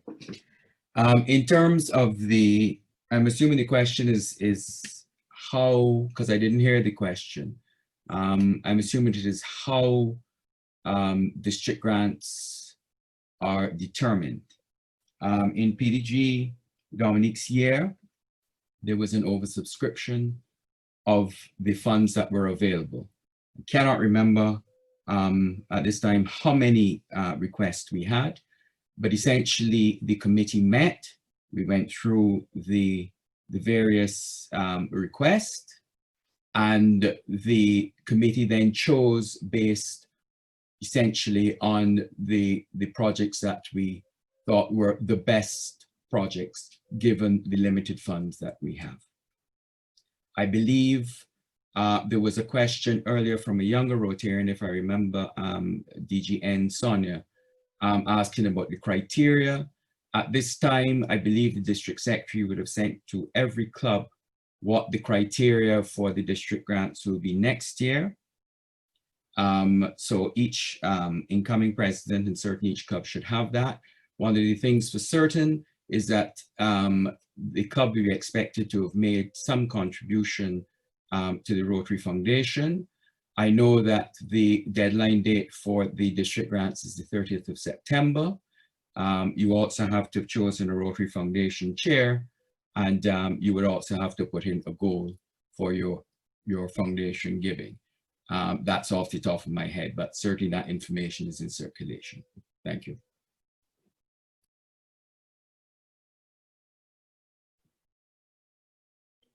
Thank you, PDG Milton. At this time, there are many questions on the district financials for 2018-19. I'm going to possibly ask that, based on the many questions that are in the chat, and I'm just going to, maybe this should be removed from the resolutions so that we can have the audited report, we can have an audit of the district disaster fund, and make sure that all the additions add up and so on. And maybe we can move this off the resolutions for voting today and come back at another time when all of these protocols and items have been addressed, so that we get the full audited, including the audit report, the audited balance sheet and income statement, and the accompanying notes to the financial statements. I will put that to the DG and his resolutions committee, and they will come up with that at the time for voting. So I'm not at this point going to entertain any more questions on the financials, and we will put a pause on that at the moment, and that will come back at another meeting of the district later on. Thank you very much. IPDG Dominique. So at this point, I go back to IPDG Dominique for her to introduce to District 7030, the district governor for the year 2022 to 2023. IPDG Dominique.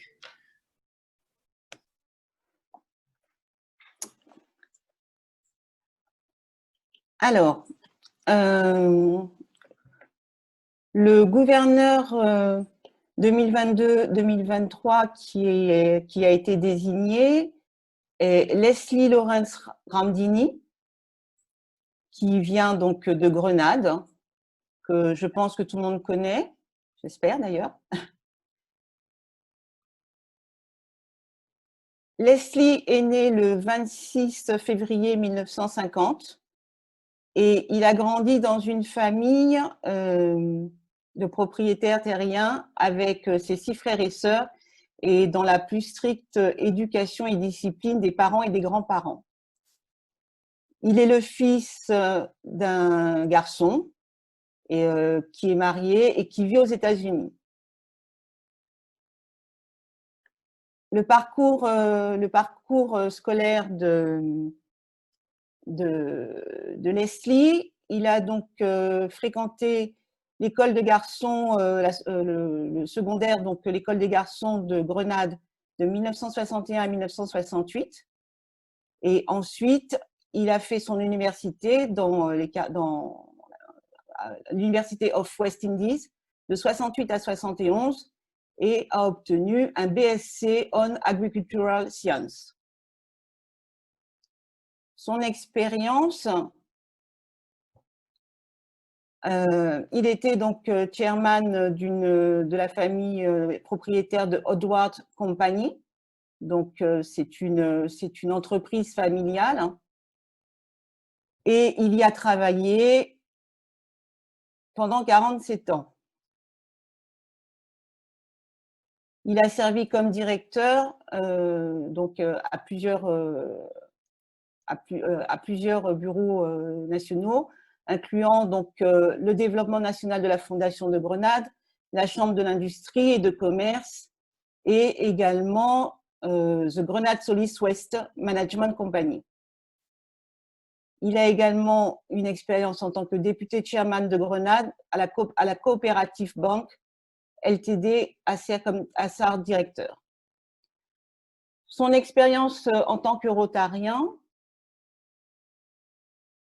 donc il est membre du Rotary Club de Grenade-Est qui a été établi depuis 1977. Il a servi comme président, secrétaire et trésorier et également dans toutes les commissions. Il a été 5 fois assistant du gouverneur pour les clubs de Grenade et il a participé à pas mal de conférences de district et également des conventions internationales. Il a été récompensé puisqu'il a été décoré par un Polaris Fellow plus 1, donc voilà. Il a été, dans le cadre du district, Disaster Relief Chair de 2017 à 2018. Il a été également, je vais dire plus précisément, donc Chair of Rotary Foundation Fundraiser Committee 2019-2020. Il sera également Chair International Service 2020 et 2021. Et il vient d'être nommé, donc, district gouverneur nominé désigné pour 2022-2023. Ses hobbies sont la pêche au gros, la marche et le jardinage. Je vous remercie d'accueillir DGND Leslie Lawrence Ramdini.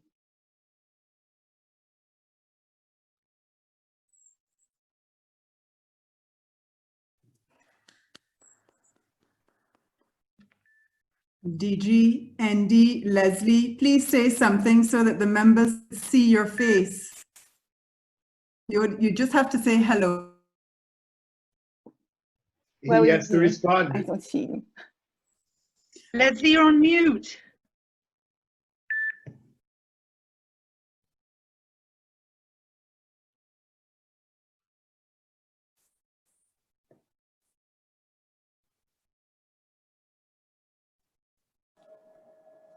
Okay, you hearing me now, Sonia? Absolutely. Okay. Thank you, PDG Dominique, under whom I had the great pleasure of serving as your assistant governor during your year as district governor. I want to thank my fellow Rotarians from Rotary Club Grenada East for endorsing my nomination, and also the strong support I got from the Rotary Club of Grenada. I accept this elevation with pride and humility. I say pride because it makes me think of one person in Rotary, no less a person than past District Governor Johnny Watts, who unfortunately is no longer with us. Johnny Watts was the first governor of this Caribbean district, and he actually was my Rotary mentor from my early beginnings with Rotary. And he, throughout his life, has mentored me as a Rotarian until he passed away, unfortunately. And I'll also say that Johnny Watts would have been equally as proud when District Governor David Edwards was appointed during his year. So he'd be proud that he has two Grenadians to be, one who is a district governor and one who will be one. So I certainly am committed and passionate about Rotary. I don't have the vibrancy that Johnny Watts had, but I would have his passion and commitment to the district. I would, at this stage, I would like to ask all members of the district for your full support when I would assume the leadership position. Without you, without your commitment, the district will be going nowhere.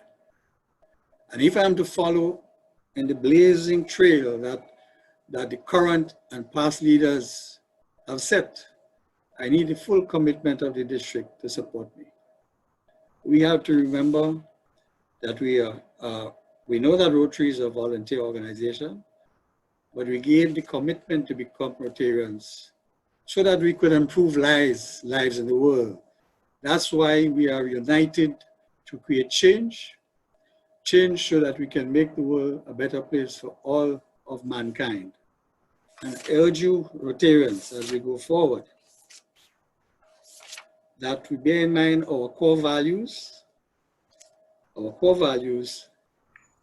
and our strategic plan. Remember, we are people of action. And if we are to carry out that strategic plan successful so that we can improve and uplift Rotary in the world and in our communities, we must be serious to practice what we intend to preach. So I want to thank everyone for being given the opportunity to become a district leader, and I pledge to do my best to continue with making Rotary stronger and stronger as we go along. Thank you very much. Ladies and gentlemen, fellow Rotarians, District Governor Nominee Designate Leslie Ramdani, thank you very much for that. So we are now at the point where I'm going to invite DG Trevor and District Secretary Leah to lead us through the presentations and the voting on the resolutions. I will hand it over to the DG and the District Secretary. Thank you. Thank you, Madam Chair, for turning it over to District Secretary Leah and I. District Secretary Chair, are you ready to share your screen? Oh, okay.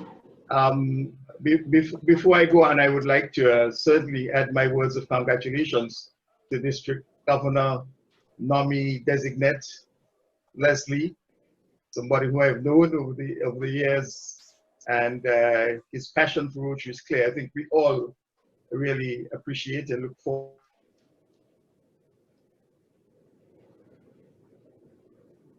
Thank you, Trevor.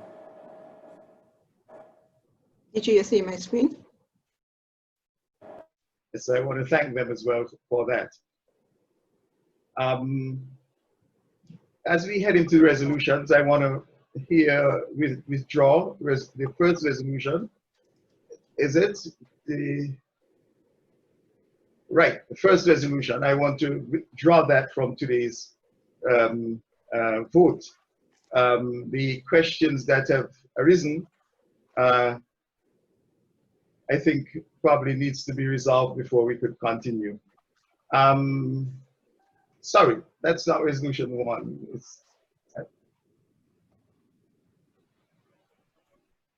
Right. Yeah. Yes, please, I think the questions that have arisen would dictate that we have to withdraw it from today's menu of resolutions for approval. What I would ask is that we get all of the queries, suggestions, comments, so that this could be handled with dispatch, because we really need to do it before the end of this Rotary year. So please, over the next perhaps 2 or 3 days, please sending whatever comments or queries you have on it, so that they could be resolved in order that we go forward to get this done. I think we've had it for some time now, certainly for the mandatory 21 days. And we really would want to ensure that any issues are resolved at this time. So yes, so we move. Sorry, is there a comment? So we should then move on to the next resolution, which is the nomination of Leslie Ramdani from the Rotary Club of Grenada East as District Governor for the year 2020-2023. And this is now before you for ratification. I think we've just heard about Leslie, we've just heard from Leslie, so I think we need nothing more in order to ratify this resolution. But we will do them, we will do them as we go along. So the next resolution that we have before us is the manual of procedure. Trevor, can you just remind people that they're to vote as you go along? No, they're going to vote at the end. We're going to do the voting at one hall.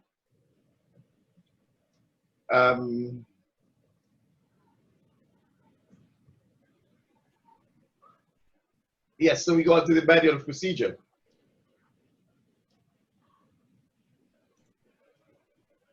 We looked at the manual of procedure and the amendments that have been made. I think we have had some questions which I hope were all satisfactorily dealt with. So, that one will be dealt with during the voting period, along with the others.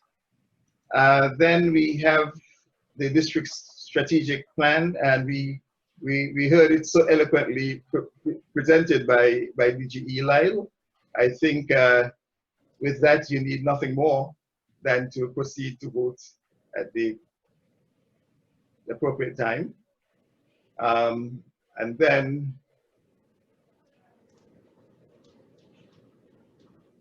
we have then the appointment of the district's representative on the Council on Legislation. And let me pause here to pay tribute to past District Governor Tony, who served us well on this council on two occasions, on two councils.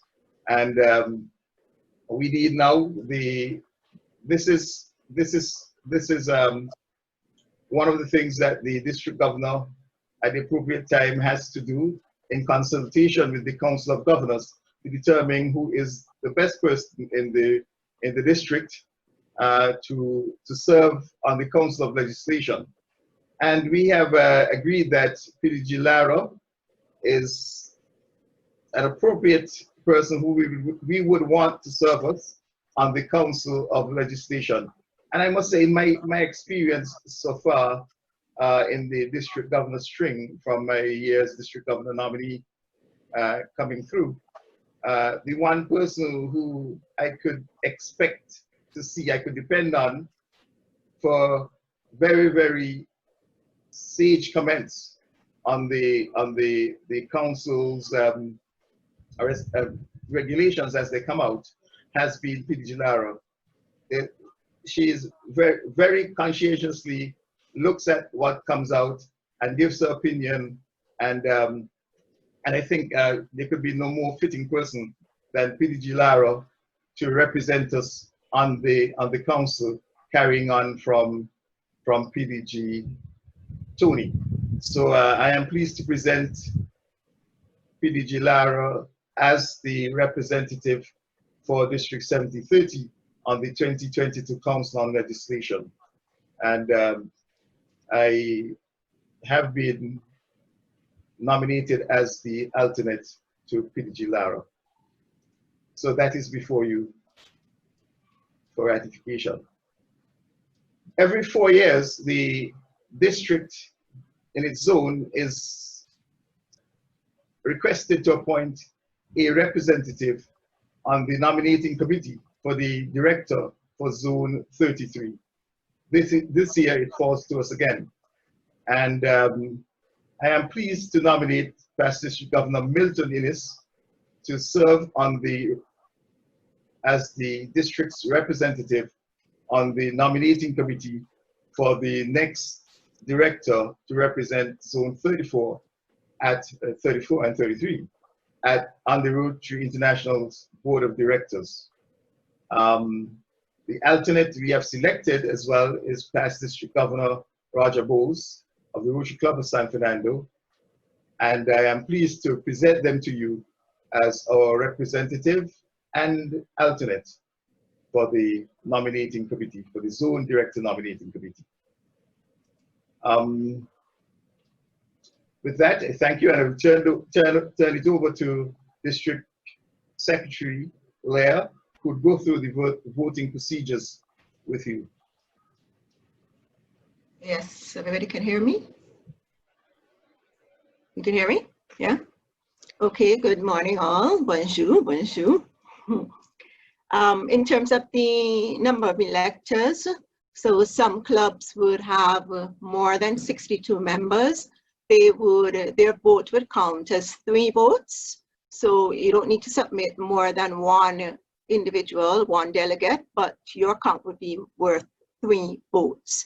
Similarly, those clubs between 37 and 62 members will count towards 2 votes, and then all other clubs would count towards 1 vote. So here, as you can see, these are the clubs that we have with 3 electors, 2 electors, and all other clubs will be 1 elector. So for those who would have gotten the links, if you can go ahead, the delegates, please proceed, if you haven't done so or started already, to fill out the form for resolution 1. Just include abstain for now, and I will make sure it's not part of the final results. So once DG Trevor finishes his presentation, his district governor's report, I will provide the results in this format. So I will exclude resolution 1, and the idea is to show how many delegates we had in the end, how many electors, and the final results, whether it's for, against, or abstain.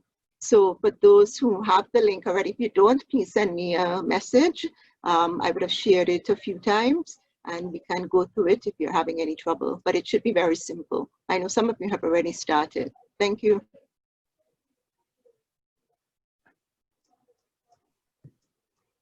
Fellow Rotarians, as we await the results of the poll, of the voting, we have the privilege of having the District Governor's report for this year from District Governor Trevor Blake. District Governor Trevor, I ask you now to take the floor.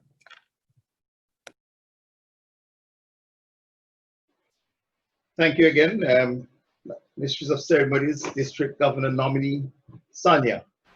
I am pleased to now present, once I could share my screen, to present the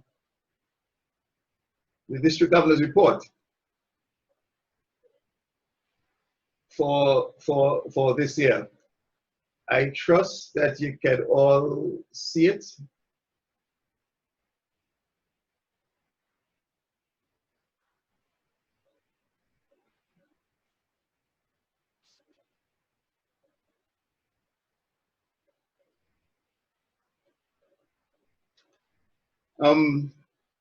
I think it is fortunate that I am able to present the governor's report at this particular time, with a mere 17 days remaining in the Rotary year. In previous years, governors have had to report at the conference in April, with almost an entire quarter of the year still remaining. In this regard, one could perhaps say that COVID-19 has provided me with a distinct advantage over my predecessors, and most likely my successors. Very early on in the year, recognizing that it would take me some time, well, until February, to complete my visits to all of the clubs, I decided to take my central message on this year's theme, the new RI vision and strategic plan, and the goals that we had set for the district, and disseminated it to the assistant governors for sharing with the clubs in their areas. I did this to ensure that the entire district would have gotten the message at around the same time. And then in my visits to the clubs, I could then focus on perhaps what was topical at the time and on any other specific areas that may have been of interest or peculiar to those clubs. I started my visits in April, certainly, of course, in my hometown in St. Kitts Nevis, and visited the 2 clubs there. And then by traveling perhaps 2 weeks in every month, and in October and September, certainly more frequently, I covered 16 of the 17 countries of the district and had visited 67 of the 72 clubs by the end of February, when my travel to French Guiana was thwarted by the COVID-19 pandemic. That was my third unsuccessful attempt to get to French Guiana. And in the end, I had to visit those clubs virtually by Zoom. But my club visits were really very, very inspiring. I was deeply moved by the amazing work that was being done by Rotarians right across the district, and the impact that they were having in their projects and their activities in people's lives. I cannot and I don't intend to try in this report to list every club and every project, but to suffice it to say that in every part of the district, Rotarians were doing tremendous good, transforming communities and changing lives. That experience made me stand prouder and taller as a Rotarian. It is something I wish that every member of the district could experience. As it relates to the progress that we have made on the goals that we have set ourselves at the beginning of the year, the experience has been somewhat mixed. In terms of membership, RI President Mark had asked us to grow Rotary, and to that end,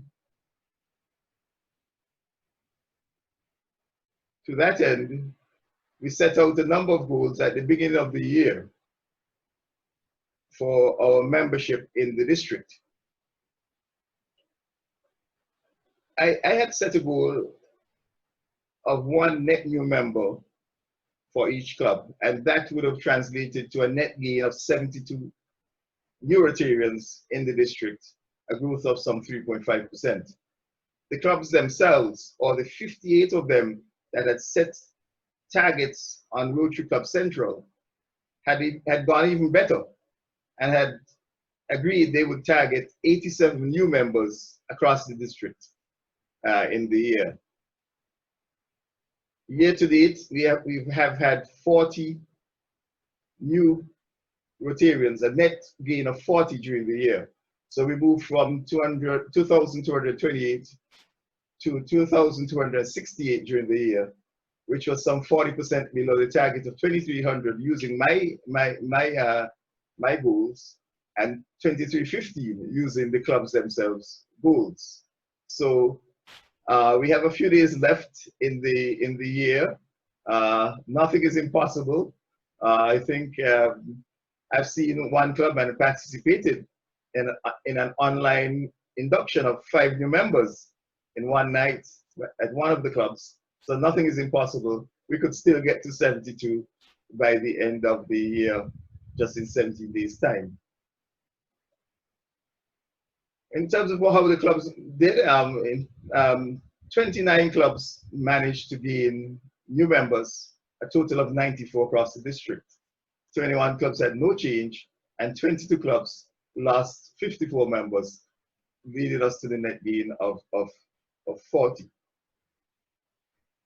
We have also asked clubs that had less than 40% female membership to attract new female members, and members under 40 to attract new members under 40 as well.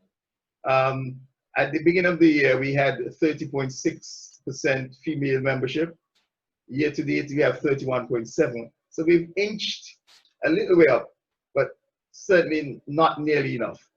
So for the remaining 70 days, I ask you to go out there and find those new female members and bring them on.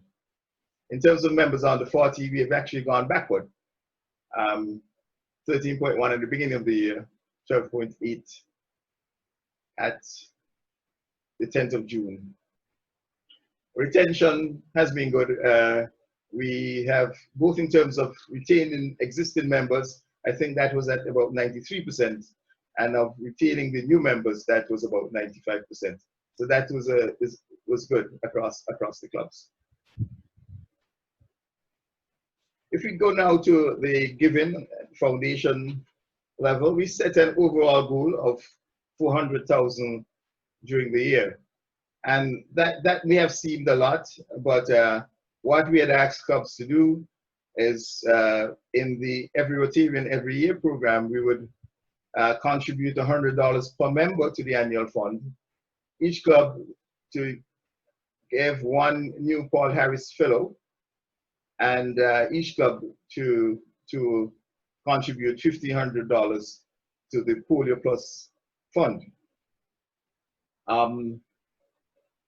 Year to date, our giving is at 172,531. That is well below our target. In terms of the annual fund, the target based on my goal of $100 per member would have been $222,800.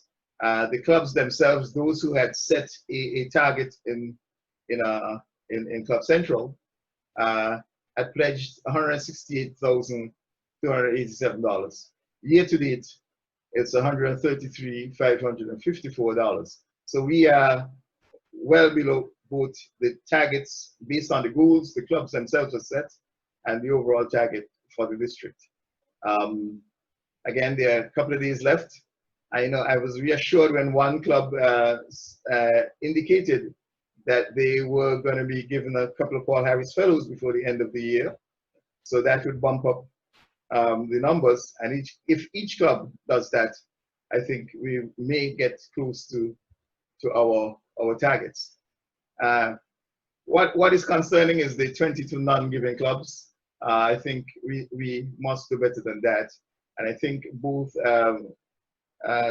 past District Governor Durian in his contribution, and when District Governor-elect Lyle was presenting the strategic plan, they both mentioned the importance of giving to the foundation. So I want to again encourage those of you who have not done so yet to step up and give to the foundation. In terms of the Paul Harris Fellows, I think we did better than the goal. The district goal was 72. Year to date, we have 116. For the Polio Plus, based on the $1,500 per club, the target here was 108,000. What the clubs themselves pledged was 42,000. Again, we are somewhat below that, the club's pledge, and way below the district goal at $37,977 at 10th of June. We again see there's 46 non-giving clubs, something we have to certainly consider very carefully. I know sometimes we may think that polio is not relevant to our circumstances, but I think that is a false sense of security. As DG Lyle said in his presentation, it is only one flight away. We need to step up, we need to give to Polio Plus so that we could finish the job and eradicate polio from the entire globe. At the endowment fund, we had the year-to-date 1,000, so that is good. We didn't have a specific target for that, but it's good to see that clubs or individuals are making these endowment, contributing the endowment fund. We have 6 clubs who have qualified for the 100% EY, and these are, just to recognize them, the Rotary clubs of Aruba, Amsterdam, Paramaribo Residence, San Fernando, sorry, and San Fernando South. I want to congratulate these clubs and encourage all other clubs to do likewise. In terms of public image, most of the clubs have been active on social media. We see a number of websites, we see the Facebook posts, and we see the Instagram, the Instagram messages. And these are all good. I am Again, I'm very pleased to see this and to see clubs using the RI brand guidelines, the People of Action templates, etc., in telling their stories. Where we have fell down, I think, or where we have not done as good as in terms of Rotary, of members telling their Rotary story in the media. And I think we all need to do better at that. That is how we are going to spread the word of Rotary. That is how we are going to get people interested in becoming Rotarians, if we are able to tell these stories and to disseminate that widely. In terms of service projects, I sort of alluded to it in talking about my club visits. But again, I just want to say that the clubs have been engaged in extremely impactful projects right across the district in all 6 areas of focus. And in the 2 special areas that I identified at the beginning of the year, that is youth at risk and diabetes, I was particularly pleased to see that a majority of clubs had stepped up. And some of these had been already programs that they had been running for some time. I was pleased to see them being continued. I was pleased to see new clubs getting involved in doing projects aimed at raising the awareness of diabetes and ensuring that we could get the message out, especially amongst the younger people in our communities, so that they're not afflicted by this disease that is so pervasive in our communities. So I'm happy to see how clubs have come on board with that. Youth at risk, again, many clubs have been involved in projects aimed at that, either directly or tangentially, and it's pleased to see others coming on board and doing what they could to address, again, what is a very, very pervasive problem in many of our societies. So I want to say thank you to those clubs. In terms of COVID-19 and the response, I was very, very pleased to see how clubs adjusted and moved into the online platform to continue to connect and engage.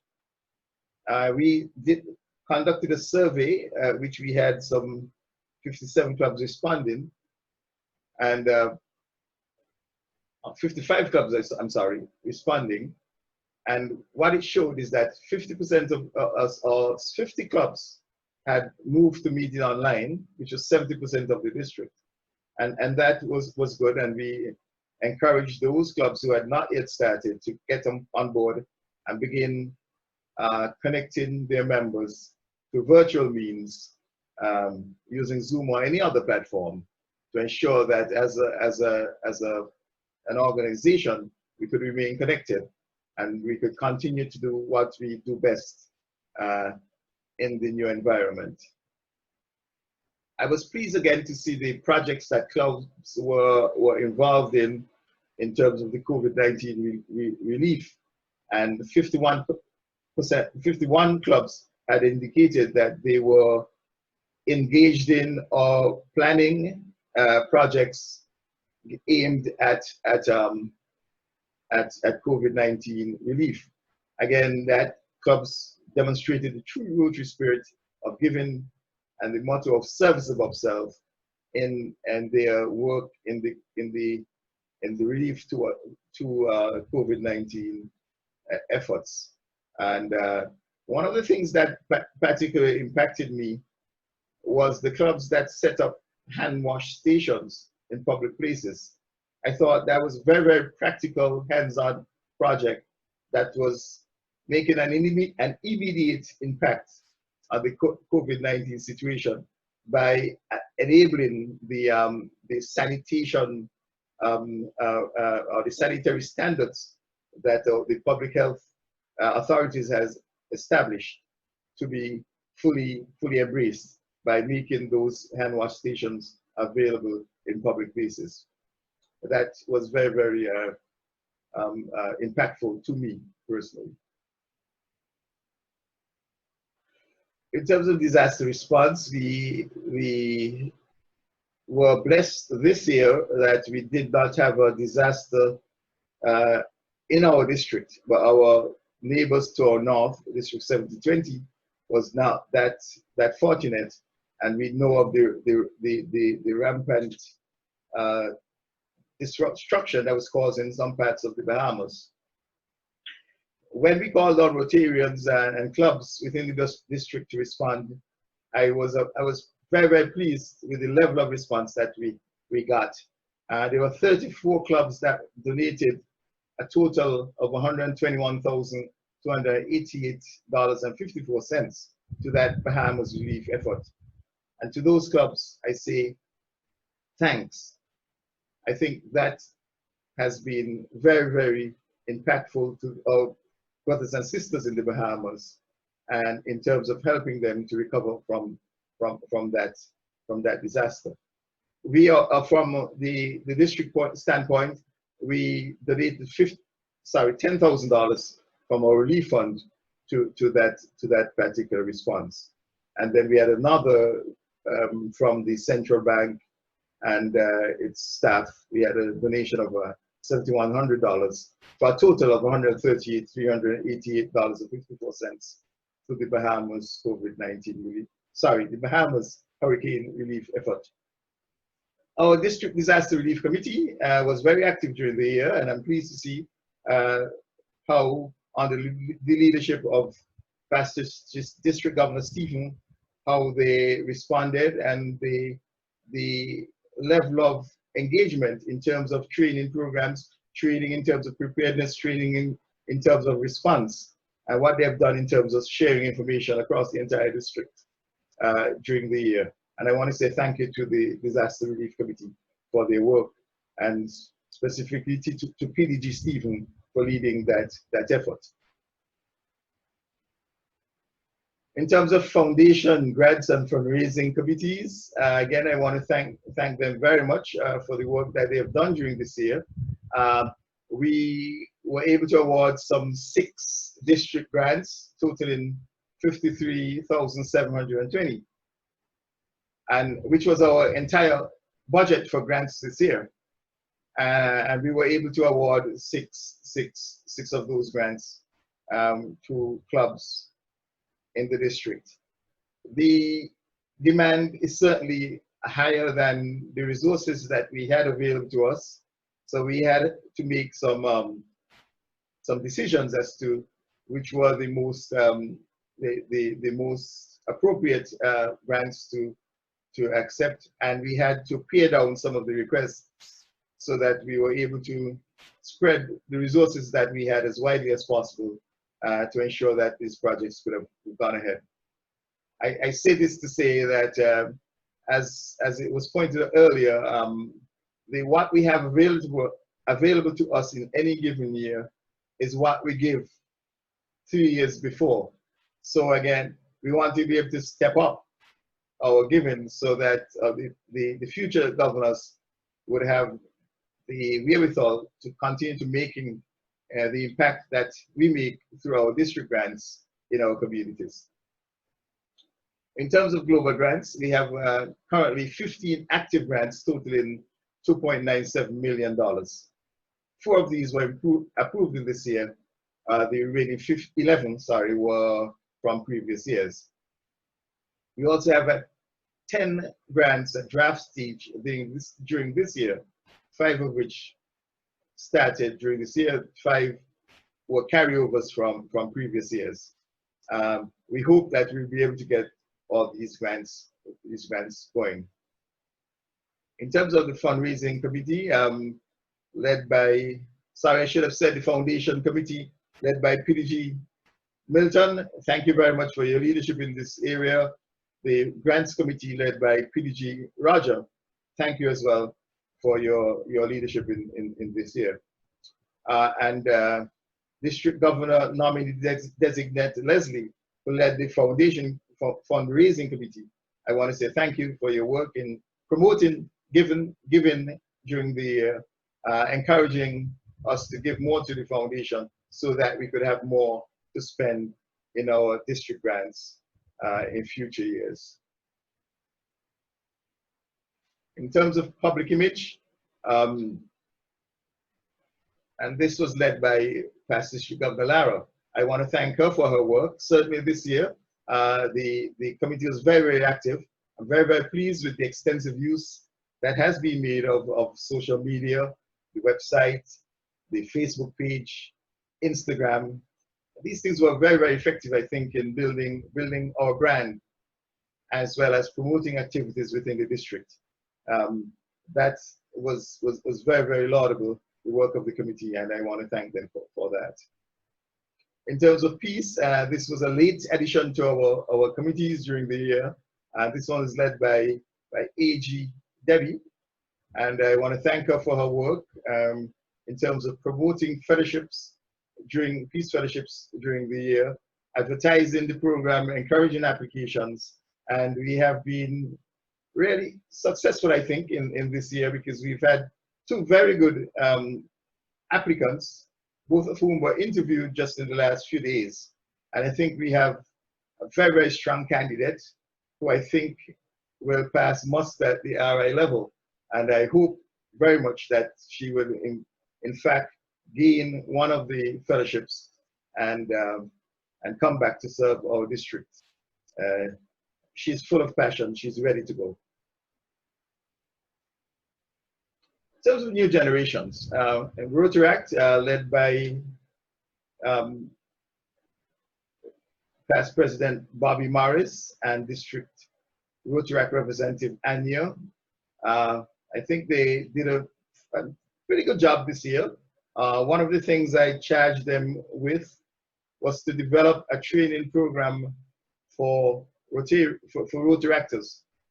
I thought it was important that when young people pass through Rotary Act, they are able to benefit from the program.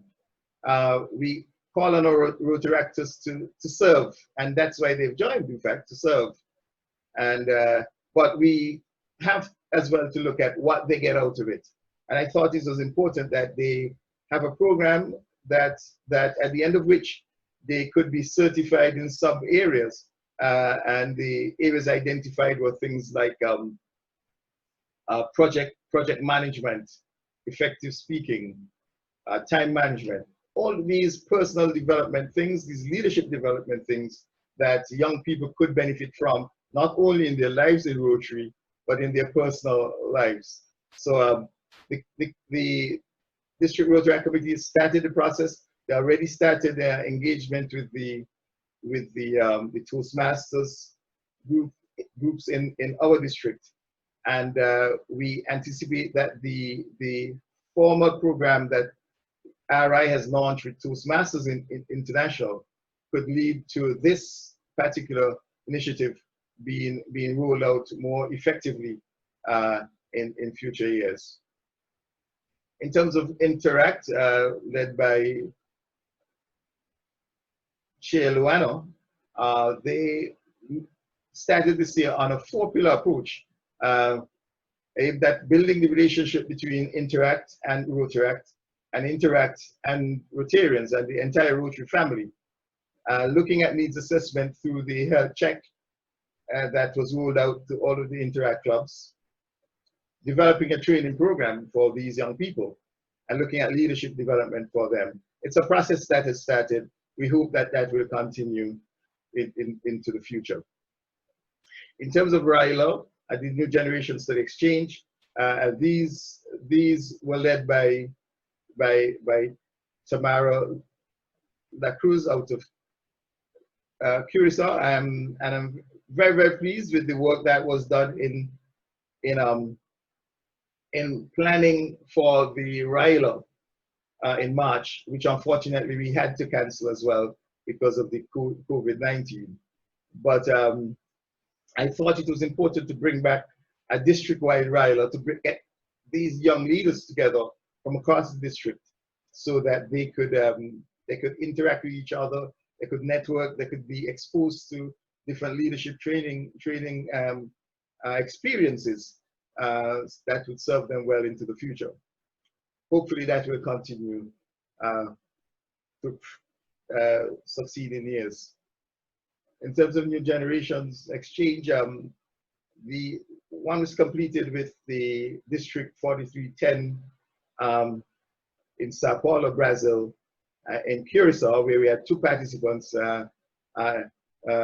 spending some time in Curacao, visiting the clubs, getting involved in things that are related to their own careers and professions.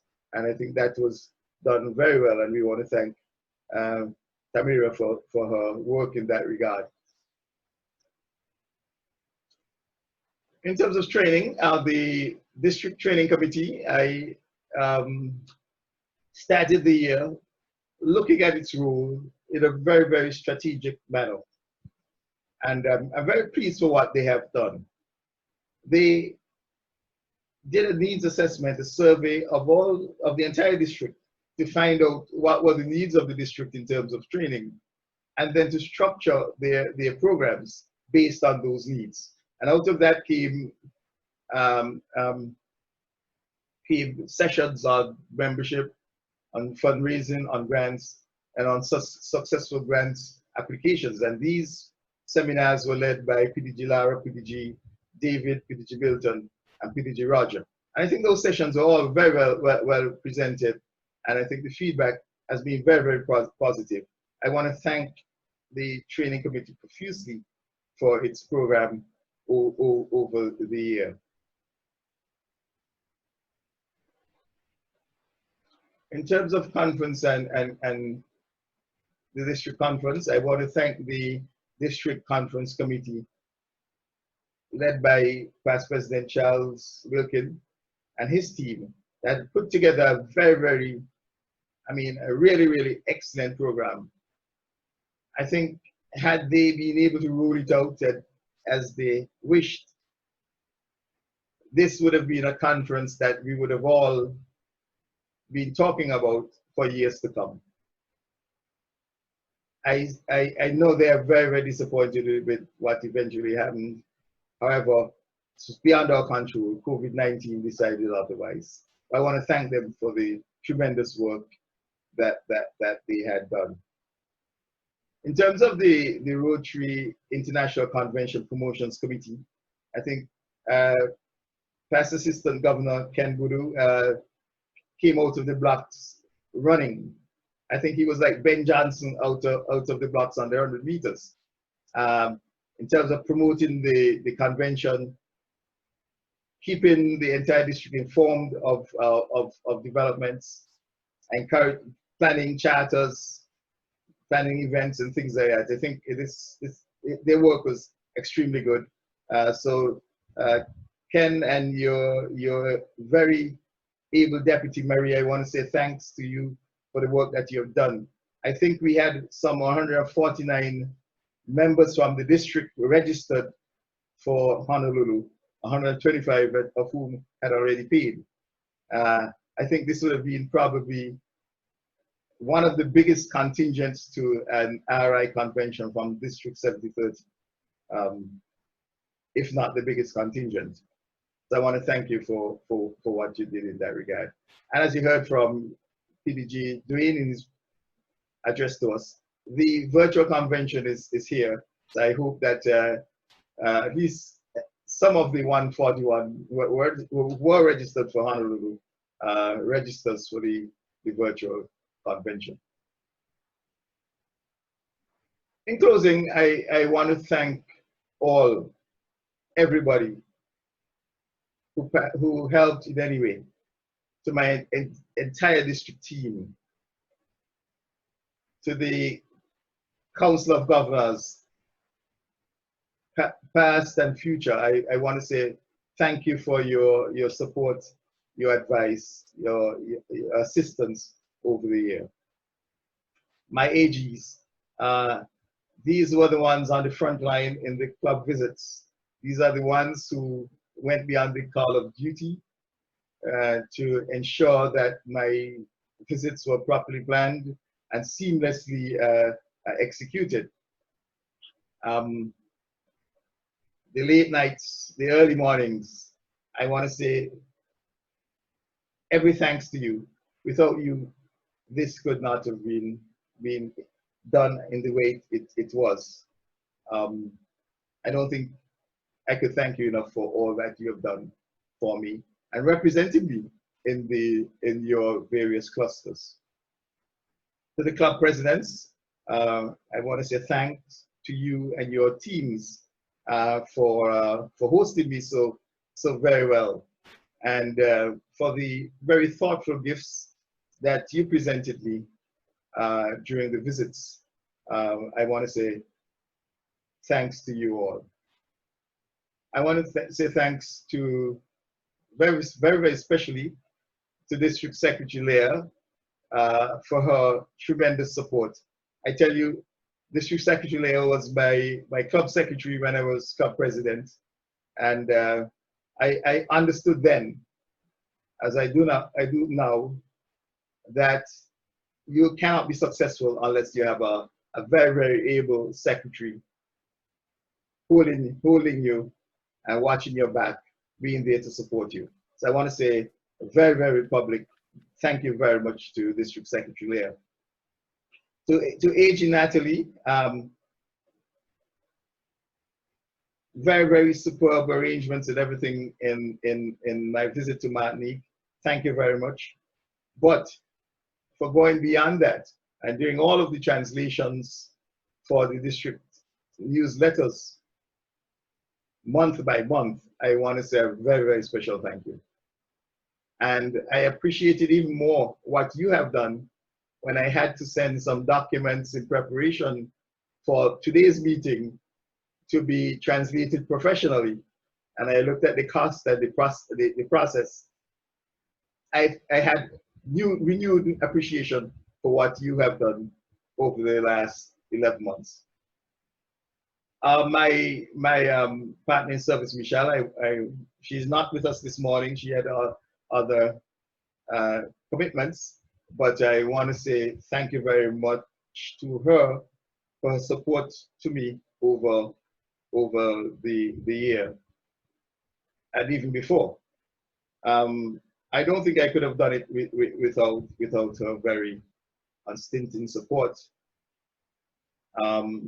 Stepping in, even in terms of taking my son on his college visits, while I was, I think, somewhere in, I think in the Guyanas.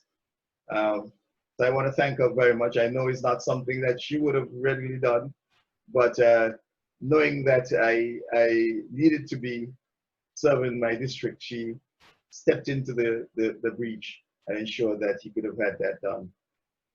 So I want to say thank you to her for everything that she's done for me over the year. And certainly to Almighty God, without whom none of this would be possible, from whom all blessings flow. I say thank you for the strength that you have given me to carry this out. Fellow Rotarians, I liken this to a relay where everyone runs his leg and ensures that he does his part and hand over to his successor a district hopefully a little better than he found it. And as you can see in this picture, the person who's running the next leg is ready and rearing to go to accept that baton. On June 30th, will pass the baton over to one who has prepared himself well for the role as district governor in the year. And I look forward to passing on that baton and to support him in any way I could during his year. So DG Lyle, over to you. Fellow Rotarians, thank you. DG, thank you so much for that report.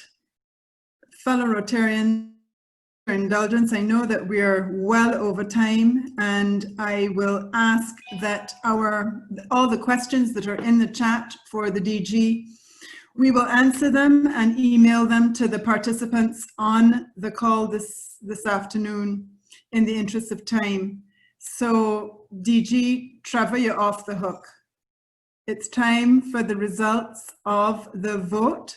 And I'm going to turn this over to the inimitable District Secretary Leah for the results. Good afternoon, everybody. In terms of the results, if you can see my screen, we have 84 of the 101 electors. So we would have had 101 electors that were eligible. And of those, we have, as you could see, 84 for all of them, except for two. One person would have not responded to that question. So it's unanimous. We didn't have any against or abstinence, so we have 4. So as you can see, these are the results from Resolution 2 to Resolution 7. They have been approved and so adopted. Thank you. District Secretary Leah, thank you.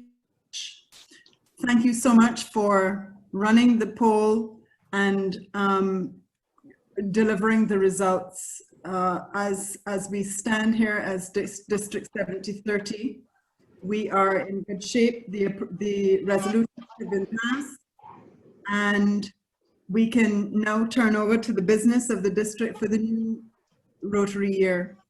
Fellow Rotarians, we're now down to 168 participants. We were as high as 210, and which is excellent.